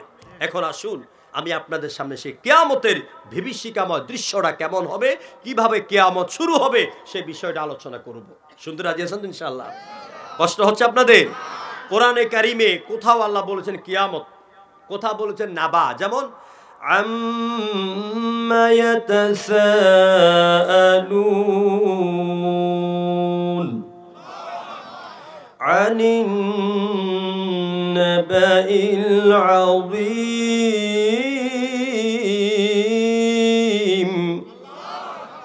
আনিন নাবাইল আযীম, মহা খবর মানে কিয়ামত। নাবা মানে সংবাদ, হেডলাইন। টিভির মধ্যে, পত্রিকার মধ্যে যেমন হেডলাইন আছে, ব্রেকিং নিউজ আছে, এ নাবা হচ্ছে হেডলাইন। নাবাইল আযীম মানে মহা খবর, অর্থাৎ কিয়ামত। আবার কিয়ামতকে বলা হয়েছে জিলজাল, কিয়ামতকে বলা হয়েছে সাআ, কিয়ামতকে বলা হয়েছে আযাব, কিয়ামতকে বলা হয়েছে কিয়ামত। কোরআনে বিভিন্ন শব্দে আল্লাহ পাক এগুলি ব্যবহার করেছেন। আল্লাহ রাব্বুল আলামিন বলেন, আমি সুন্দর করে আকাশ বানাইলাম। আকাশ কে বানিয়েছেন? আরো জোরে কোন? জমিন কে বানালেন? আমাদেরকে কে বানালেন? আকাশ, পাহাড়, পর্বত, নদী, খাল, বিল সব কে বানিয়েছেন? আমার আল্লাহ পাক বলেন খালাকাস সামাওয়াতি ওয়াল আরদ, আকাশগুলি আমি বানাইলাম, জমিনও আমি আল্লাহ বানাইলাম। এখন এই সুন্দর জমিন থাকবে না, সুন্দর আকাশগুলি থাকবে না, বড় বড় বিল্ডিংগুলি থাকবে না, এগুলি আমাদের মোল্লার কথা না আল্লাহর কথা? যেরকম কার কথা? সব আল্লাহর কথা। আল্লাহ পাক তিনি এবার বলছেন কিয়ামত যখন শুরু হবে, কিয়ামতের দৃশ্যটা কেমন হবে শুনো। ইদাস সামাউ ফাতারাত ওয়া ইদাল কাওয়াকিবু ইনতাসারাত ওয়া ইদাল বিহারু ফুজ্জিরাত ওয়া ইদাল কুবুরু বু'সিরাত। আল্লাহ পাক বলেন যখন আকাশটা ফেটে যাবে, আকাশের তারকারাজিগুলি সব বিক্ষিপ্ত অবস্থায় ছোটাছুটি শুরু করবে, আর উত্তাল তরঙ্গমালা দরিয়ার মধ্যে যখন আগুন ধরে যাবে, সুবহানাল্লাহ। ইদাস সামাউন ফাতারাত বাবে ইনফিআল থেকে এসেছে, ইনফাতার ফেটে যাবে, চৌচির হয়ে যাবে। চৌচির কেমনে হবে? একটা কাঁচের গ্লাসকে যদি একটা ইটের মধ্যে বালি দেন ফালাইয়া, এটা যেরকম খণ্ড বিখণ্ড হয়ে যাবে, সিংহের মধ্যে যখন ফু দিবে তখন আকাশটা এরকম ভেঙ্গে চৌচির হয়ে যাবে। আমার বাবারা, ভাইয়েরা, এরপর আল্লাহ পাক বলেন ওয়াইদাল কাওয়াকিবু ইনতাসারাত, ওই যে আকাশের মধ্যে তারকাগুলি দেখতে পান, ওই তারকাগুলি সব বিক্ষিপ্ত অবস্থা ছুটাছুটি হয়ে যাবে। একটু বৈজ্ঞানিক দিক থেকে আলোচনা করি। আচ্ছা বলেন তো, ওই যে আকাশের তারকাগুলি দেখতে পান, ওই তারকা বড় না পৃথিবী বড়? আপনাদের অবশ্যই বিষয়ে যারা বিজ্ঞানের ছাত্র তারা বাদে বাকিদের হয়তো ধারণা নাই। প্রিয় ভাইরা, দুই একজন করে উঠেন, কষ্ট হচ্ছে আপনাদের? মমতাজ আসলে তো আর এখন তো মমতাজ ভিতরে হান্দাইছে নাকি? হান্দাইছে কি না? ভিতরে হান্দাইছে। এটা আইলে তোমার উঠতে না মনে হয়। আমার ভাইরা, উঠা সহ করবেন না, তাহলে আমি কিন্তু মুনাজাত দিয়ে দিব। মুনাজাত দিয়ে দেব। তারকা, এই যে পৃথিবী দেখতে পাচ্ছি আমরা, এই পৃথিবীর আয়তন কত? আমেরিকার নাসা প্রযুক্তি বিজ্ঞানাগার বলেছে পৃথিবীর আয়তন হচ্ছে 13 লক্ষ মিলিয়ন লাইট ইয়ার্স, 13 লক্ষ মিলিয়ন আলোকবর্ষ। তো এটা বুঝবেন কি করে? এই যে কারেন্টের লাইট, এই আলোর গতি হচ্ছে প্রতি সেকেন্ডে কত? 1,86,000 মাইল প্রতি সেকেন্ডে। এখন 1 সেকেন্ডকে নিয়ে যদি আপনি 60 সেকেন্ডে পূরণ দেন, মানে 1 মিনিটে যা পাবেন ওইটাকে যদি আপনি 60 মিনিটে পূরণ দেন 1 ঘন্টায় যা পাবেন, আবার ওইটাকে দিয়ে যদি আপনি এই 24 ঘন্টায় একদিনে পূরণ দেন, ওই রেজাল্ট যেটা পাবেন ওইটাকে যদি আবার আপনি 30 দিনে গুণ দেন, পূরণ দেন, ওইটাকে রেজাল্ট যা পাবেন ওইটাকে যদি আপনি 12 মাসে 1 বছরে যা দেন, এরকম 13 লক্ষ মিলিয়ন আলোকবর্ষ পূরণ দিয়ে যা পাবেন, পৃথিবীর আয়তন হচ্ছে আনুমানিক এত বড়। মাথায় ধরবে? মাথায় ধরবে? ধরবে না, কম্পিউটারে ফেল। বিজ্ঞানীরা বলতেছে যেই সূর্য মানুষ দেখতে পায়, যেই চন্দ্র দেখতে পায়, এই চন্দ্র হচ্ছে পৃথিবীর জমিন থেকে 2,38,000 মাইল উপরে চাঁদ। সূর্য হচ্ছে 9,30,00,000 মাইল উপরে। 9,30,00,000 মাইল উপর থেকে যখন তাপ দেয়, কত এসি, কত ফ্যান, কত ব্যবস্থা গরম থেকে বাঁচার জন্য। ও বেনামাজি, ও সুদখোর, ও মিথ্যাবাদী, ও চাঁদাবাজ, তুমি যে মানুষের কলিজায় হাত দিয়া দিয়া খাও, মানুষকে অন্যায়ভাবে গুম করেছো, হত্যা করেছো, আয়না করে ঢুকাইয়া একটা সুন্দর মানুষের হাড্ডি বের করেছো, ওই কিয়ামতের দিন মাথার এক বিগত 1 হাত মতান্তরে 1 কিলোমিটার উপর থেকে যখন সূর্য তাপ দিবে, মাথার চান্দিটা ফেটে নাক দিয়া কান দিয়া টকবগে যখন মগজগুলি বেরোতে থাকবে, ওই দিন তোমার কোন বাবা তোমার বাঁচাইবে? কেউ বাঁচাবে? কেউ বাঁচাবে না। বিজ্ঞানীরা বলছি এত বড় পৃথিবী, ওই যে সূর্য দেখতে পাও, ওই সূর্যের ভিতরে অনায়াসে ঢুকে পড়তে পারে 3,333 কোটি পৃথিবী। 3,333 কোটি পৃথিবী একটা সূর্যের ভিতরে অনায়াসে ঢুকে পড়তে পারে। আবার এইরকম 3,033 কোটি সূর্য অনায়াসে ওই ছোট্ট ছোট্ট তারকার পেটের মধ্যে ঢুকে পড়তে পারে। আল্লাহ পাক বলছেন ইদাস সামাউন ফাতারাত ওয়া ইদাল কাওয়াকিবু ইনতাসারাত, আকাশ যখন ফাটবে তখন ওই আকাশের তারকাগুলি এইভাবে সব ছুটাছুটি শুরু করবে। আমার ভাইয়েরা, এরপর আল্লাহ পাক আরো কিয়ামতের দৃশ্য উল্লেখ করেন। বিশ্বনবী মুহাম্মদ রাসূলুল্লাহ তিনি যখন কিয়ামতের দাওয়াত দিতেন, মক্কার কাফিরগুলি আল্লাহ নবীর কাছে এসে টিটকারি বটকারি করে বলতো ইয়াসআলু আইয়ানা ইয়াউমাল কিয়ামা فإذا برق البصر وخسف القمر وجمع الشمس والقمر يقول الإنسان يومئذ أين المفر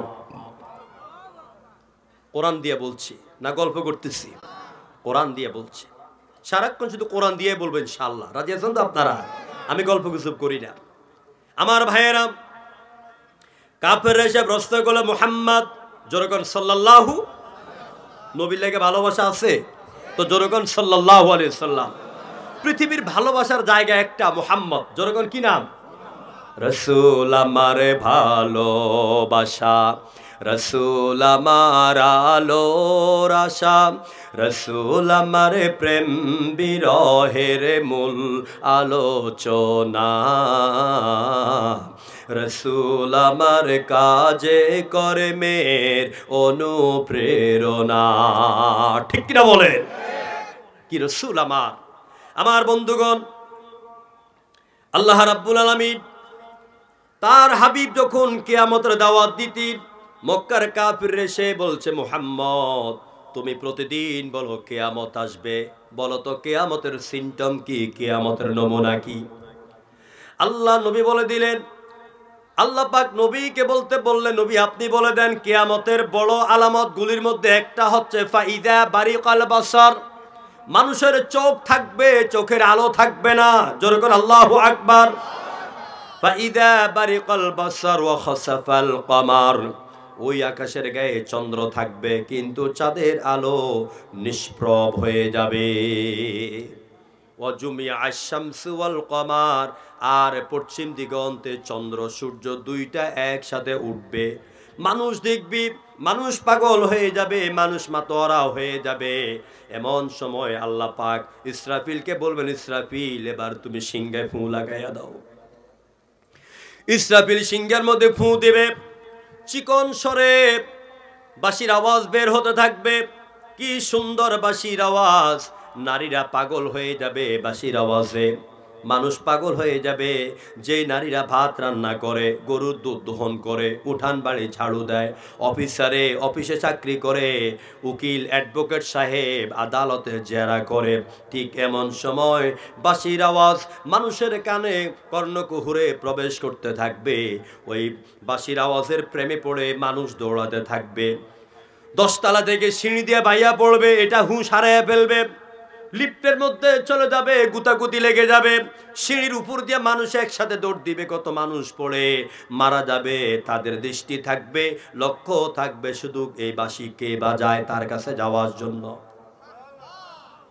নারী পুরুষ পাগল হয়ে যাবে নদী সাঁতরাবে পুকুরের মধ্যে পড়ে যাবে আগুনের মধ্যে পড়ে যাবে বাঁশিওয়ালারে পাবে না আল্লাহ নবী বলেন কিছুক্ষণ পরে বেশ কিছুক্ষণ পরে বাঁশির আওয়াজ এত বিকট হয়ে যাবে এত মোটা হয়ে যাবে এখন আর বাঁশির আওয়াজ ভালো লাগবে না মানুষের কানের পর্দাগুলি ফাটতে থাকবে মানুষের কানের আওয়াজ কানের পর্দা ফেটেই তারা জমিনে কুকুর ছাগলের মতন বিভিন্ন প্রাণীর মতন জমিনে পড়ে থাকবে সব ধ্বংস হয়ে যাবে মানুষ এমন মৃত্যুর অবস্থা দেখে মানুষ বলবে ইয়াকুলুল ইনসানু ইয়াউমাইদিন আইনাল মাফার আজকে যাব কোথায় আজকে পালাবো কোথায় কোন দিকে গেলে বিপদ থেকে আমরা মুক্তি পাবো আল্লাহ বলছেন কাল্লা লা ওয়াজার ইলা রাব্বিক আজ তোমার রবের জায়গা ছাড়া পালাবার কোনো জায়গা থাকবে না কোরআনের এই আয়াতের ব্যাখ্যা আল্লাহ 2020-19 শেষ 21 আমাদেরকে করোনা দিয়ে বুঝিয়ে দিয়েছে যদিও আপনারা আধুনিক শিক্ষায় শিক্ষিত বুঝতে চান না এটা বুঝেন যখন করোনা এলো সৌদি আরব থেকে বাংলাদেশে বিমান আসা বন্ধ ঠিক কিনা বলেন ইতালি থেকে বিমান আসা বন্ধ এই নাটোর থেকে এই কোন এলাকা না এটা সিরাজগঞ্জ থেকে ঢাকা বাস যাওয়া বন্ধ ছেলে বলে মা ভালো লাগে না বাড়িতে আসতে চাই মা দুঃখিনী বলে বাবা ওখানে থাকো বাড়িতে এখন আসার দরকার নাই স্ত্রী বলে প্রাণপ্রিয়া তোমার জন্য মন কান্দে প্রেমিক বলে জামাই বলে প্রিয়সী তোমাকে স্বপ্নে দেখি আসতে ইচ্ছে করে কয় না এখন এসো না তোমার হাসি কাশি দেখে কিছু ছড়াইলে আমিও মরবো তুমিও মরবা চিল্লায় কোন ঠিক কিনা? সামান্য হাঁচি আর কাশি দিয়া গোটা পৃথিবীকে আল্লাহ অচল বানিয়ে দিয়েছেন। মানুষ পালাবার কোনো জায়গা পায় নাই। সুতরাং কিয়ামত যখন শুরু হবে পালাবার কোনো জায়গা যেরকম থাকবে।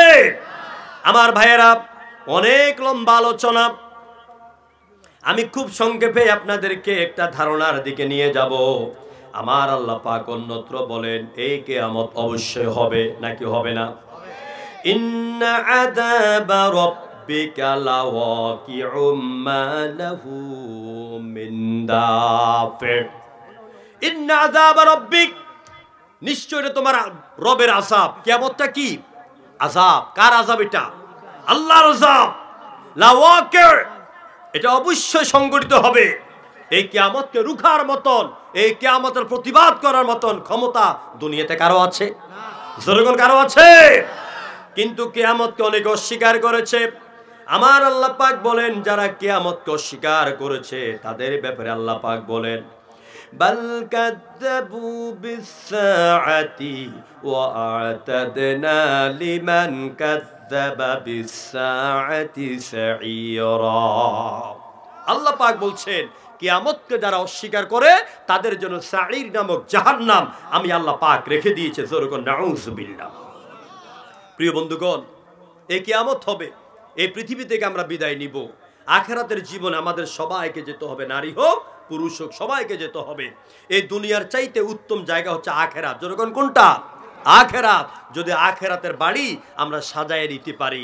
কিন্তু যারা নাস্তিক, যারা মুরতাদ, যারা দুনিয়াদার, যারা দুনিয়ার ক্ষমতার পেছনে ঘুরে, এদের কাছে আখিরাতের চাইতে দুনিয়ার নগদ টাটকা হুরফরি পাওয়াটাকে, ক্ষমতা পাওয়াকে, টাকা বাড়ানোকে এরা সবচেয়ে বেশি প্রাধান্য দেয়। অথচ আল্লাহ পাক বলেন ওয়ালাল আখিরাতু খায়রুল লাকা মিনাল উলা। ও নবী, এই দুনিয়ার চাইতে আমি তোমার জন্য আখিরাতকে অনেক সুন্দর করে সাজিয়ে রেখেছি। জোরে করে আল্লাহু আকবার। আমার ভাইয়েরা, সুতরাং মানুষ আল্লাহ পাক বানালেন, মানুষকে আল্লাহ পাক সৃষ্টি করেছেন। সব মানুষ ফিরে যেতে হবে কার কাছে? কার কাছে? কাইফা তাকফুরুনা বিল্লাহি ওয়া কুনতুম আমওয়াতান ফাআহইয়াকুম সুম্মা ইউমীতুকুম সুম্মা ইউহয়ীকুম সুম্মা ইলাইহি তুরজাউন। কি করে তোমরা আল্লাহকে অস্বীকার করো অথচ তিনি তোমাদেরকে, তোমরা ছিলে প্রথম মৃত, তারপর তোমাদেরকে জিন্দা করেছেন, আবার তোমাদের মৃত্যু হবে, আবার তোমাদেরকে জিন্দা করবেন, তারপর সকলেই আল্লাহর কাছে ফিরে যেতে হবে। মরতে হবে নাকি হবে না? মরণ সত্য। মরণ কি? কুল্লু নাফসিন যায়িকাতুল মাউত। মাউতু কাসিন কুল্লু নাসিন শারিবু কবরে বাইতিন কুল্লু নাসিন দাখিলুন। মৃত্যু আসবে আর কবরে সব মানুষকে ঢুকতে হবে।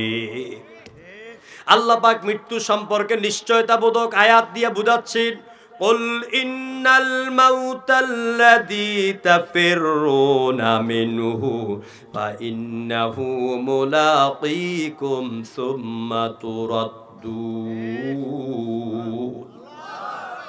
কবি ফররুক আহমেদ আয়াতের অর্থ করতে গিয়া বলেন মরণ থেকে পালাও তুমি, মরণ তোমায় লইবে গিরি, যদিও সুদূর আকাশ পানে পালাও তথায় লাগিয়ে সিঁড়ি।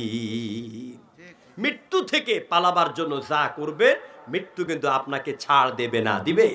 দিবে। সুতরাং এই পৃথিবীটা, যেই পৃথিবী নিয়ে এত পাগল, নামাজ পড়তে কষ্ট লাগে, আল্লাহর কথা শুনতে কষ্ট লাগে, আজান শুনলে কলজের মধ্যে আগুন লাগে, আল্লাহর আইনের কথা বললে মৌলবাদী বলে গালি দাও। জনগণ ঠিক কিনা? তোমাদেরকে বলি এই পৃথিবী কারো আসল ঠিকানা? আসল ঠিকানা পৃথিবী আমার আসল ঠিকানা নয়, মরণ একদিন মুছে দেবে সকলে রঙিন পরিচয়। পৃথিবী আমার আসল ঠিকানা নয়। জোরে কোন ঠিক কিনা? মিছে এই ক্ষমতার দ্বন্দ্ব, মিছে গান কবিতার ছন্দ, মিছে এই জীবনের রংধনু সাথে রং, মিছে এই জয় আর পরাজয়। আজকে চেয়ারে তুমি, কালকে আমি। তুমি চিন্তা করেছো 41 সাল পর্যন্ত থাকবা। এই জন্য ফেরাউন তার বাড়িতে, কোরআনে আসছে, ফেরাউন তার বাড়িতে আম গাছ লাগাইছে, কাঁঠাল গাছ লাগাইছে, কবুতরের সুন্দর ব্যবস্থা করেছে, মুরগি ফেলেছে, অনেক হরিণ টরিণ সব সুন্দর বাড়ি বানিয়েছে। ফেরাউন মনে করেছে এটা আমার বাপদাদার বাড়ি, এখান থেকে আমি আর কোনোদিন বিদায় হব না। ঠিক ফেরাউনের আন্ডা বাচ্চা 3500 বছর পরে আইসা বাংলাদেশের বঙ্গভবন এইরকম কবুতরের বাচ্চা টাচ্চা পুকুর টুকুর সব বানাইছে। আল্লাহ তোর 41 সালের মধ্যে আমি 25 বছর মাইনাস করে দিয়া 15 বছর তোরে গো আউট। চিল্লাই এখন ঠিক কিনা? ক্ষমতা দেওয়ার মালিককে, ফুলের মালা গলা দেওয়ার মালিককে, জুতার মালা দেওয়ার মালিককে। আরে বেটি, তোর 2 কোটি কর্মী ফালাইয়া তুই যে চলে গেলি, এদের কথা একবারও ভাবলি না? দেখে নেতা কারে কয়? আমার নবীও নেতা, এবিডিও নেতা, দুনিয়ার নেতাও নেতা। ওই যে সিরিয়ার কি জানি বাশার আল আসাদ চলে গেলেন তার সব কর্মীদেরকে ফালাইয়া। এটাই দুনিয়ার নেতাদের নিয়ম। নেতারা নিজেদের জীবন নিয়ে চিন্তায় থাকে, কর্মীর কথা সময় মতো আর ভাবে না। ছেলে এখন ঠিক কিনা? নেতার মতন নেতা যখন, নেতার মতন নেতা যখন পাই না কোথাও খুঁজে, কাঁদি শুধু কাঁদি আমি এই দুটি চোখে ভুঁজে। তখন আমার মনে পড়ে সোনার মাদিনা, রসুল আমার কাজে কর্মের অনুপ্রেরণা। আল্লাহু আকবার। এরা তো ওইসব নেতার অনুসারী।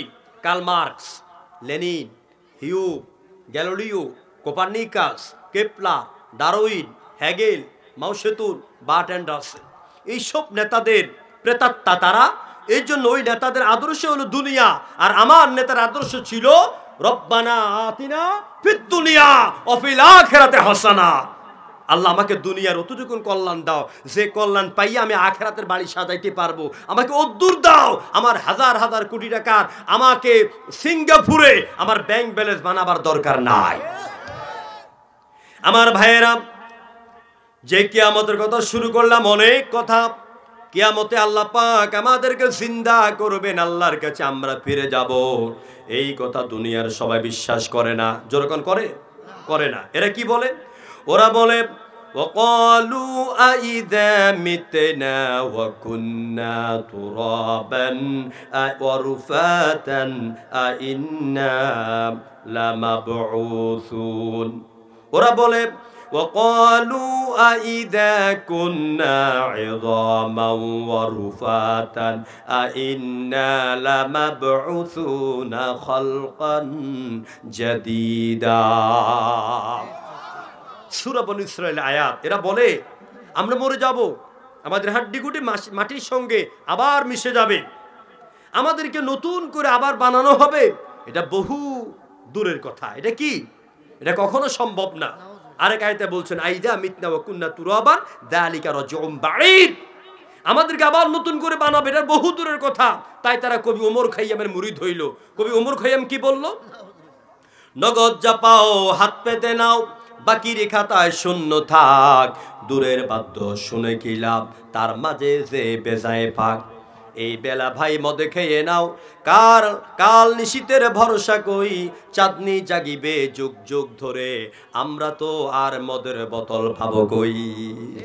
হ্যাঁ, মদ এখন আছে, টাটকা হুর পড়িয়েছে, খাইয়া মজা করো, নো চিন্তা ডো ফুর্তি। এই কথা তারাই বলতে পারে যারা পরকালকে বিশ্বাস করে না, যারা পরকালের জীবনের প্রতি যারা উদাসীন। আচ্ছা, আমি আল্লাহর একটা দৃষ্টান্ত দিয়ে সামনে যাব। কষ্ট হচ্ছে না তো আপনাদের? আর সর্বোচ্চ মুনাজাত 15 মিনিট, কষ্ট হবে আপনাদের?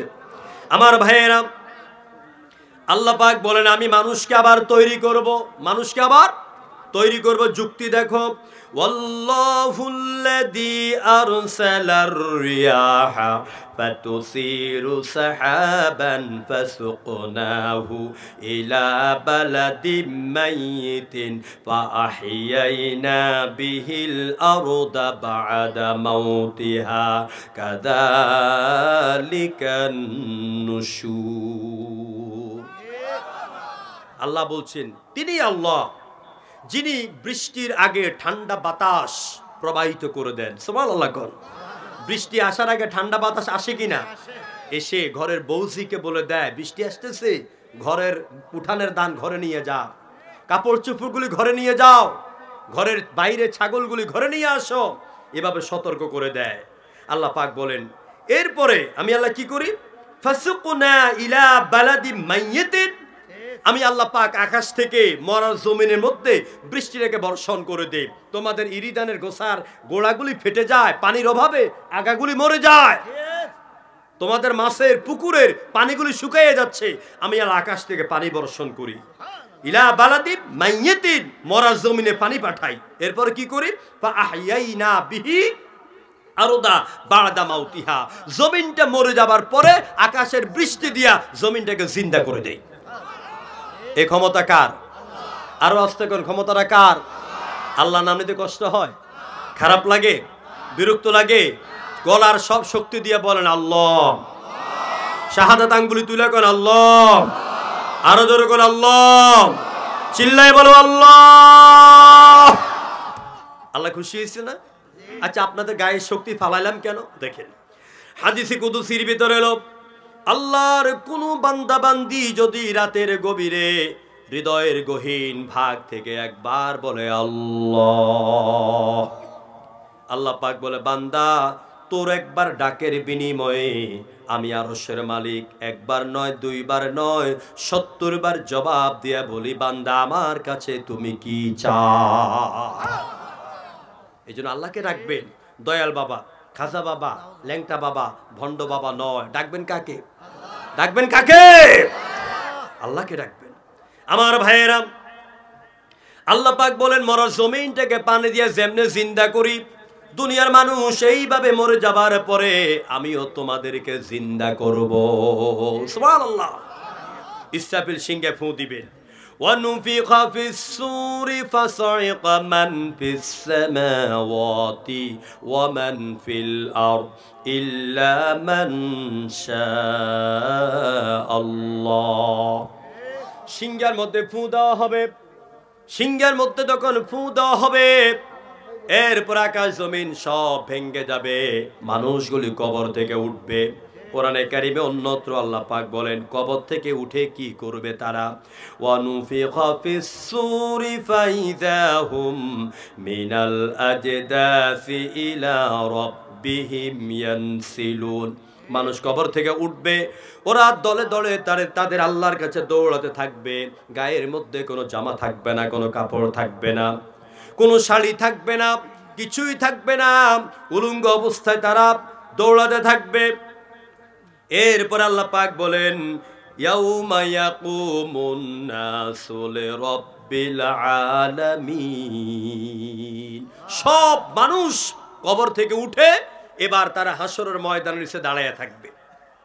নবীজি বলছেন আয়েশা জানো ওই সময় কিন্তু কারো পরনে কাপড় থাকবে না। জোরে কোন আল্লাহু আকবার। হাদিস শরীফের ভিতরে এলো, মা আয়েশা বলছেন কুলতু ইয়া রাসূলুল্লাহ والرجال والنساء جميعا ينظروا بعضهم الى بعض رواه البخاري।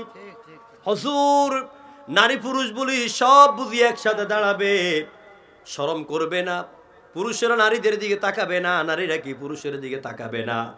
আল্লাহ নবী বলছেন আয়েশা রে হাসরের মাঠ এত কঠিন হবে, এই কঠিন ময়দানে 300 বছর বা 40,000 বছর চলে যাবে, এক একটা লোক নারী পুরুষ আকাশের দিকে তাকাবে, চোখের পলক পেলে নিচের দিকে তাকাবার কোনো সুযোগ থাকবে না। কে নারী কে পুরুষ সব পাগল হয়ে যাবে, কঠিন পরিস্থিতি হবে। স্তন্যধাত্রী তার সন্তানের কথা ভুলে যাবে, গর্ভধারিণী মা তার গর্ভের সন্তান ঘষে ঘষে পড়বে, খবর থাকবে না।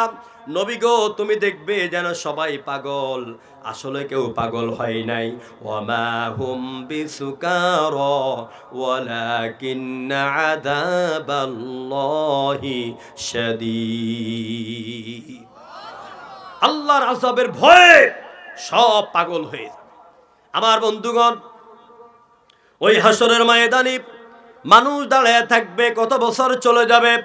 আল্লাহ পাক কোরআনে কারিমে বলেন, তা'রুজুল মালাইকাতু ওয়ার রূহু ইলাইহি ফি ইয়াউমিন কানা মিকদারুহু 50 আলফা সানা। হাসরের ময়দানটা হবে এত বড় দিন, দুনিয়ার 50,000 বছরের রাত দিনকে একসাথ করলে যত লম্বা দিন হবে, হাসরের ময়দানটা হবে, প্রথম দিনটা হবে এত লম্বা দিন। আল্লাহু আকবার কইতেন না? এবার নবীজি হাদিসের ব্যাখ্যা করলেন, আয়াতের ব্যাখ্যা করলেন। যারা সত্য পথে চলেছে, যারা কোরআনের পক্ষে ছিল, যারা ইসলামের পক্ষে ছিল, যারা জমিনে দিন কায়েমের জন্য রক্ত ঢেলে দিয়েছে, কারারুদ্ধ হয়েছে, গ্রেপ্তার হয়েছে, ফাঁসির রশিদে ঝুলেছে, রাতের বেলা তাহাজ্জুদ পড়েছে, 5 ওয়াক্ত নামাজ পড়েছে, আব্বা আম্মার খেদমত করেছে, ইসলামের পক্ষে ছিল, আল্লাহর আইনের পক্ষে ছিল, অর্থাৎ এক কথায় যারা আল্লাহর আইন মেনে জীবন চালিয়েছে, ওই 50,000 বছরের ওই দিনটা হবে তাদের জন্য শুধুমাত্র কেবলমাত্র 4 রাকাত অথবা ফজরের 2 রাকাত ফরজ নামাজ পড়তে যতটুকু সময় লাগে, অত লম্বা দিনটা হবে তাদের জন্য এতটুকু সময়। আবার হযরত আবু হুরায়রা হাদিস বর্ণনা করছেন, হুজুর আবার বলেছেন, জোহর থেকে আসর বা আসর থেকে মাগরিব যতখানি সময়, ঠিক এতখানি সময় মনে হবে। আর যারা পাপিষ্ঠ, যারা মিথ্যাবাদী, যারা ধোঁকাবাজ, যারা মানুষের উপর অত্যাচার করেছে, নির্যাতন করেছে, অসহায় মানুষের বিরুদ্ধে অন্যায়ভাবে মামলা দিয়া দিনের পর দিন ঘরে থাকতে দেয় নাই, ওই সব জালিমদের জন্য 50,000 বছর যেন 2 কোটি বছরে পরিণত হয়ে যাবে। প্রিয় বন্ধুগণ, ওই দিন আল্লাহ পাক প্রত্যেকটা মানুষের আমল নামায় তাদের গলার মধ্যে আমল নামা ঝুলাইয়া দিবেন। কি ঝুলাই দিবেন? আমল নামা ঝুলাইয়া দিবেন। আমরা মনে করি যে কোরআনের সাথে ইসলামের বা বিজ্ঞানের কন্ট্রাডিকশন আছে, সংঘর্ষ আছে। না, বিজ্ঞান যত এগিয়ে যাবে মানুষের কোরআন বুঝতে তত সহজ হবে। দেখুন, আমরা মনে করি এই যে একটা কিতাব বা আমি যে 2 ঘন্টা কথা বলছি, এই 2 ঘন্টার কথাগুলিকে যদি এই ভিডিও থেকে নিয়ে লেখা হয় তাহলে কত বড় ভলিউম হবে, জনগণ ঠিক কিনা? তাহলে আমরা জীবনে 50, 60, 70, 80 বছর কথা বলতেছি, সবগুলি কথাকে যদি বই বানাইয়া আল্লাহ রাখেন, কিয়ামতের দিন এই আমল নামাগুলি আল্লাহ গলার মধ্যে ঝুলাইয়া দিবেন। আল্লাহর পক্ষে সম্ভব নাকি অসম্ভব? তা আল্লাহ বলছেন না, এই সব খাতা কলমের বই তোমাদের গলায় ঝুলাবার দরকার নেই। আমি তো সব কিছু ঝুলাবার দরকার নাই, আমার কাছে ছোট্ট একটা মেমোরি কার্ড আছে। কি আছে? এই যে মোবাইলে মেমোরি কার্ড আছে না, কাবা শরীফের আমার গত 2022 সালে মাহফিল ছিল মদিনা বিশ্ববিদ্যালয়। কাবা শরীফের ইমাম সাউদ আশ-শুরাইম আব্দুর রহমান আস-সুদাইসি ছিলেন। কাবা শরীফের 12 জন ইমামের শ্বশুর একজন, 12 জন ইমামের শ্বশুর একজন, অর্থাৎ উনি 4 বিয়ে করেছেন, ওনার সব করে মেয়ে আছে। প্রত্যেকটা ইমাম কাবা শরীফের ইমাম হওয়ার যোগ্যতা লাভ করেছেন। সুবহানাল্লাহ। আব্দুর রহমান আস-সুদাইসি বর্তমানে কাবার হেড অফ দ্য ডিপার্টমেন্ট, ইমামতির বিভাগের প্রধান। তিনি শুধু রমজানের শেষ 10 দিন তারাবি পড়ান, আর সালাতুত তাহাজ্জুদ পড়ান বা তারাবি পড়ান মাত্র 10 দিন। কয় দিন? 10 দিন। তাকে সৌদি গভর্নমেন্ট বাংলাদেশের 100 কোটি টাকার সমমান তাকে রিয়েল দিয়ে দেয়। কি সম্মান, কি ইমাম! তো আমি বলতেছিলাম যে এই কাবা শরীফের ইমামদের ঘন্টার পর ঘন্টা কোরআন তেলাওয়াত, বাংলাদেশের চলচ্চিত্রের 3 ঘন্টার সিনেমার ছবিগুলি, নাটকগুলি মাত্র আঙ্গুলের 1 কর পরিমাণ মেমোরির ভিতরে ঢুকাইয়া এখানে টিপ দিলে আপনি দিনের পর দিন দেখতে পারবেন, শেষ হবে না। আর কথা বলে না, ঠিক কিনা বলেন? আল্লাহ পাক কি বলছেন? যে আল্লাহ পাক দুনিয়ার মোবাইলের মেমোরি তৈরি করার মতন ব্রেন আল্লাহ মানুষকে দিলেন, আমার ওই আল্লাহ পাক মানুষের জীবনের রাতের বেলা দিনের বেলা সব আমলগুলি কথাগুলি কাজগুলি বক্তব্যগুলি রেকর্ড করার জন্য এরকম মেমোরি আল্লাহ পাক বানাতে এবং রাখতে সংরক্ষণ করতে আল্লাহর পক্ষে সম্ভব না? সম্ভব, সম্ভব কিনা? কোরআন বলে দিচ্ছি وَكُلَّ إِنسَانٍ أَلْزَمْنَاهُ طَائِرَهُ فِي عُنُقِهِ وَنُخْرِجُ لَهُ يَوْمَ الْقِيَامَةِ كِتَابًا يَلْقَاهُ مَنشُورًا। কিয়ামতের ময়দানে আমার আল্লাহ পাক নারী পুরুষ কর্মী আর নেতা সবার জীবনের কাজের কথাগুলি এরকম মেমোরি কার্ডে ঢুকাইয়া গলার মধ্যে ঝুলাইয়া দিবেন। এরপরে আল্লাহর কাছে একটা রিমোট কন্ট্রোল থাকবে। আপনারা ফুটবল খেলা ক্রিকেট খেলা দেখার জন্য যেমন একটা বড় পর্দা ঝুলাইয়া দেখেন, আল্লাহ পাক বলেন কিয়ামতের দিন আমি এই চাইতে অনেক বড় পর্দা ঝুলাবো। ওই পর্দার কথা, প্রজেক্টরের কথা আল্লাহ কোরআনে বলছেন ওয়া উদিআল কিতাবু ফাতারাল মুজরিমিন মুশফিকিনা মিম্মা ফি। আমি এরকম পর্দা ঝুলাইয়া যখন রিমোট কন্ট্রোল টিপ দিব তখন ব্যক্তির নাম, বাবার নাম, দাদার নাম, চৌদ্দগোষ্ঠীর নাম, কোন দল করেছো, কি বক্তব্য দিয়েছো, কার বিরুদ্ধে কি ষড়যন্ত্র করেছো, কার নামগুলি গোপনে গোপনে থানায় জমা দিয়া অ্যারেস্ট করাইয়া অত্যাচার করেছো, স্কুল ভেঙেছো, বাড়ি ভেঙেছো, দোকান ভেঙেছো, অত্যাচার করেছো, সবগুলি পর্দার মধ্যে উঠবে আর কিয়ামতের ময়দানে কোটি কোটি মানুষ দেখতে পাবে। সেদিন আল্লাহকে ফাঁকি দেওয়ার কোনো সুযোগ নাই। যা দুনিয়ার কেউ দেখে না সেটা কে দেখে? দুনিয়ার সবাই যা শুনে না সেটা কে শুনেন? ইয়ালামু খাইনাতাল আয়ুনি ওয়া মা তুখফিস সুদূর। আমার আল্লাহ বলছেন দুনিয়ার কেউ যেটা দেখে না ওই চক্ষু, তোমাদের চক্ষু কি লুকোচুরি খেলে কানায়া কানায়া কোন মেয়ের চোখ টিপ দাও, এটা কেউ দেখে না, আমি আল্লাহ দেখি। কে দেখে? আল্লাহ দেখে। সেই দিনের ভয় আছে? সেই দিনে ভয় আছে? আল্লাহ পাক বলছেন বান্দা ওই দিন তোমার ধন সম্পদ সন্তান সন্ততি কোনো কাজে আসবে না। যখন আসবে কিনা? হুজুর ছেলে আমার 8টা, একটা হলো পাইলট, একটা ইঞ্জিনিয়ার, 3টা সন্ত্রাসী, 4টা রাজনীতি করে, আমার কোনো ভয় নাই, আমি সফল। আসবে না, কোনো কিছুই কাজে আসবে না। যখন ঠিক কিনা? আবু লাহাবের কত সম্পদ ছিল, শেষ পর্যন্ত মরার পরে শরীর যখন পছন্দ হয়েছে লাঠি দিয়ে গুতাইয়া গুতাইয়া মক্কা শহর থেকে বাহির নিয়ে ফালাই রাখছে, কোনো ক্ষমতায় আসে না। এই জন্য ক্ষমতার বাহাদুরি দেখাবি না, অস্ত্রের বাহাদুরি দেখাবি না, মানুষের উপর অত্যাচার করবি না। তোমার মতন কত নেতা ফেরাউন নমরুদ সবাইকে আল্লাহ পাক দাস পীরে নিক্ষেপ করেছেন। কথা কয় না ঠিক কিনা বলেন? এই জন্য পরকালের ময়দানে আল্লাহর আযাব থেকে যদি বাঁচতে হয় কয়েকটা কাজ করতে হবে। 1 নম্বরে আল্লাহর উপরে শিরক মুক্ত ঈমান আনতে হবে। ঈমান আনবো কার উপর? আমি আজকে ঈমান নিয়ে কথা বলি না, আমার ঈমানের সাবজেক্ট আলাদা। আল্লাহর উপর পূর্ণ ঈমান আনবেন এইভাবে, আল্লাহ এক, আল্লাহ একক, আল্লাহর কোনো শরীক নাই, তিনি সব ক্ষমতার মালিক, তিনি ক্ষমতায় বসাবার মালিক, আবার ক্ষমতায় বৈশা আল্লাহর কোরআনের সাথে আলেমদের সাথে বেয়াদবি করলে দুটো থাপ্পড় দিয়ে নামাই দেওয়ার মালিক। ওর কথা কয় না ঠিক কিনা বলেন? সুতরাং আল্লাহর উপর ঈমান আনবে। 2 নম্বরে মা বোনেরা, যুবক ভাইয়েরা, মুরব্বী বাবারা নামাজগুলি পড়বে। হাসরের ময়দানে আল্লাহ পাক সর্বপ্রথম মুমিন বান্দার থেকে নামাজের হিসাব নেবেন। ইন্না আউয়ালু মা ইউহাসাবু বিহিল আব্দুল ইয়াউমাল কিয়ামাহ, কিয়ামতের দিন আল্লাহ পাক নামাজের হিসাব নেবেন। আপনি মুসলমান দাবি করে নামাজ পড়েন না, আপনি মুসলমান হন নাই, আপনি আংশিক মুসলমান। পরিপূর্ণ মুসলমান হওয়ার জন্য ঈমানের পরেই হচ্ছে কাজ নামাজ। জোরে বলেন কি? নামাজ। জোরে বলেন কি? অনেক মা বোন ঠিক করে নামাজ পড়ে না, ভাইরা নামাজ পড়ে না, এই মুসলমানিত্বের কোনো দাম নাই। আল্লাহ পাক বলেন, নবী আপনি বলেন ইন্না সলাতি ওয়া নুসুকি ওয়া মাহইয়ায়া ওয়া মামাতি লিল্লাহি রাব্বিল আলামিন। আমার নামাজ, আমার জীবন, আমার মৃত্যু, আমার কুরবানি চিল্লায় এখন কার জন্য? আরো জোরে বলতে হবে কার জন্য? যদি মরা লাগে কার জন্য মরবেন? এত আস্তে কোন? মরা লাগলে কার লাগে মরবেন?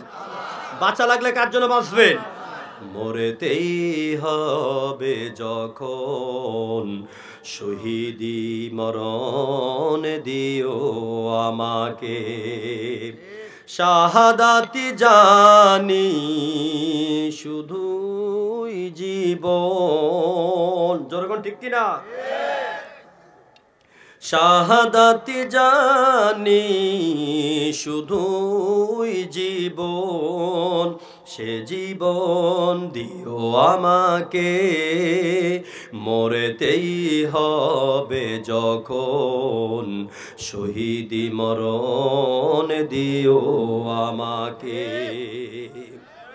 আল্লাহ তৌফিক দে জোরে কোন আমিন এই জমিনে কোরআনের রাজ কায়েমের জন্য যদি জীবন দেওয়া লাগে দিবেন তো ইনশাআল্লাহ আমি বলি ৭১ সালে আমাদের বাপদাদা পূর্বপুরুষেরা রক্ত দিয়েছেন জীবন দিয়েছেন মা বোনের ইজ্জত দিয়েছেন দেশের স্বাধীনতার জন্য আমরা বিজয়ের মাসে ওই স্বাধীনকামী মুক্তিকামী নেতাদের জন্য দোয়া করি আল্লাহ তাদেরকে জান্নাত নসিব করে দেওয়ার জন্য আমিন ২০২৪ সালে ৫ আগস্ট সারা পৃথিবীতে দেশ স্বাধীন হয় একবার আমার দেশে হয়েছে দুইবার যখন ঠিক কি না রক্ত দিয়েছি দেশ স্বাধীন করেছি আবার আরেকটা স্বাধীনতার অপেক্ষায় আছে বাংলাদেশ এদেশ ৩ বার স্বাধীন হবে ইনশাআল্লাহ আরেকবার স্বাধীন হবে সেটা হচ্ছে কি অসংখ্য দামাল ছেলেরা যুবক ছেলেরা যুবতীরা বাংলাদেশের জমিনে কোরআনের রাজ কায়েমের জন্য আরেকবার যুদ্ধ করবে রাজি আছেন আপনারা রক্ত দেওয়া লাগলে রাজি আছেন আপনারা শহীদ হওয়াতে রাজি আছেন দুহাত তুলে আল্লাহকে দেখান কারা কারা রাজি আছেন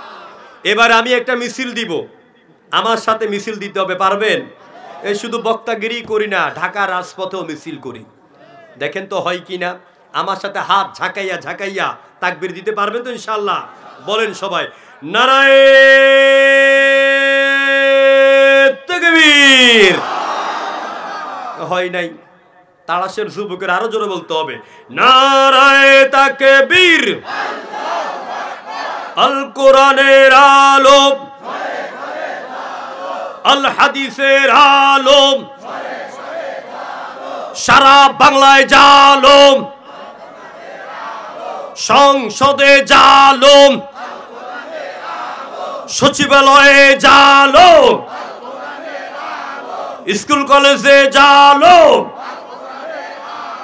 সব সমস্যার সমাধান আমার নেতা তোমার নেতা নারায়ে তাকবীর মাশাআল্লাহ মাশাআল্লাহ আপনাদের ঈমানে জোশ আছে আলহামদুলিল্লাহ কোন আলহামদুলিল্লাহ তাহলে নামাজ পড়তে হবে কি পড়তে হবে হুজুরের ইন্তেকালের সময় ৩টা কথা বারবার আসসালাত আসসালাত আসসালাত ওয়া মা মালাকাত আইমানুকুম আমার উম্মতেরা নামাজ নামাজ নামাজ মসজিদে কি সুন্দর মুয়াজ্জিন ডাক দেয় মধুর কণ্ঠে কি সুন্দর ডাকে হাইয়া আলাস সালাহ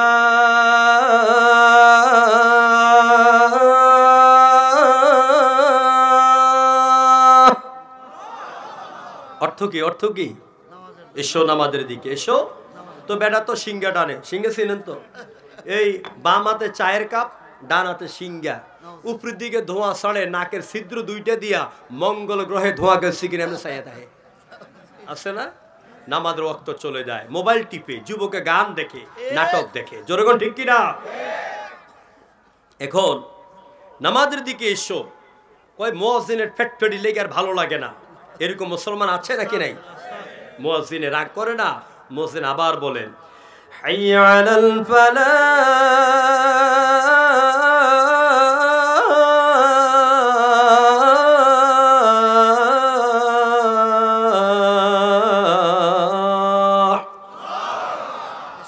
এসো কল্যাণের দিকে এসো মুক্তির দিকে এসো নাজাতের দিকে আল্লাহু আকবার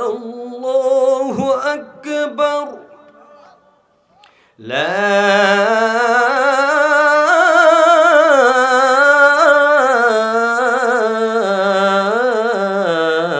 ইলাহা ইল্লাল্লাহ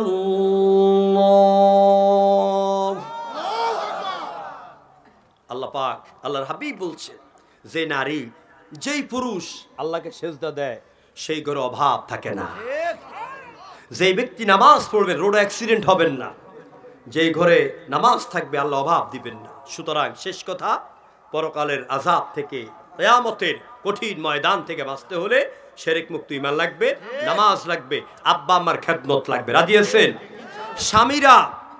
স্বামীরা স্ত্রীকে ভালোবাসবেন। ওয়া আশিরুহুন্না বিল মারুফ, স্ত্রীকে আদর করে ডাকবেন। স্ত্রী আপনার বাগানের গোলাপ। প্রত্যেক কথায় ধমক দিবেন না। ডাইরি লবণ কেন কম হইল, উমুক মারানি কইয়া চুল টান দিবেন না। আসলে এইগুলি স্ত্রী স্বামীকে আনন্দ দিবেন, স্বামী স্ত্রীকে আনন্দ দিবেন। রাতের বেলা একা একই বাঁশ বাগানে গিয়া একে অপরকে গান শোনান। আধরাতে যদি ঘুম ভেঙে যায়, মনে পড়ে মোরে প্রিয়, রাত হয়ে কি জানি চাঁদ হয়ে রব আকাশের গায়, বাতায়নে খুলে দিও। বাহ, কি সুন্দর গান। আকাশের ওই মিটি মিটি তারার সনে কইব কথা, নাইবা তুমি এলে। তুমি ঢাকা থাকো, আমি তারাশে থাকি, আকাশের তারার সাথে কথা বললে আমার প্রেম বিরহের সব জ্বালা মিটাবো। সুবহানাল্লাহ। কিন্তু এখন আর ওইটা করে না, এখন শয়তানা বাক্স দিয়ে ফরকিয়া করে। জোরগণ ঠিক কিনা? জোরগণ ঠিক কিনা? মা বোনদের উদ্দেশ্যে একটা হাদিস বলে মুনাজাত। নবীজি বলছেন, একটা নারীর জন্য জান্নাতের 8টা দরওয়াজা খোলা হবে। কয়টা দরওয়াজা? 8টা দরওয়াজা। সুবহানাল্লাহ কইতেন না? আরো জোরে কোন সুবহানাল্লাহ। যেই নারীর ভিতরে 3টা গুণ থাকবে। কয়টা গুণ? 1, ওয়াত্তাকাত রব্বাহা, যে নারী তার রবকে ভয় করবে। 2, ওয়া ইতাআত যাওজাহা, যে নারী তার স্বামীর আনুগত্য করবে। ওয়া হাফিজাত ফারজাহা, যেই নারী তার সতীত্বের হেফাজত করবে। এই 3 গুণ যে নারীর মধ্যে থাকবে, 8টি জান্নাতের সামনে দাঁড় করায় বলবে, বান্দি যেই দরজা পছন্দ হয় এই দরজা দিয়ে জান্নাতে ঢুকে যাও। আল্লাহ আমাদেরকে কবুল করুন বলে আমিন।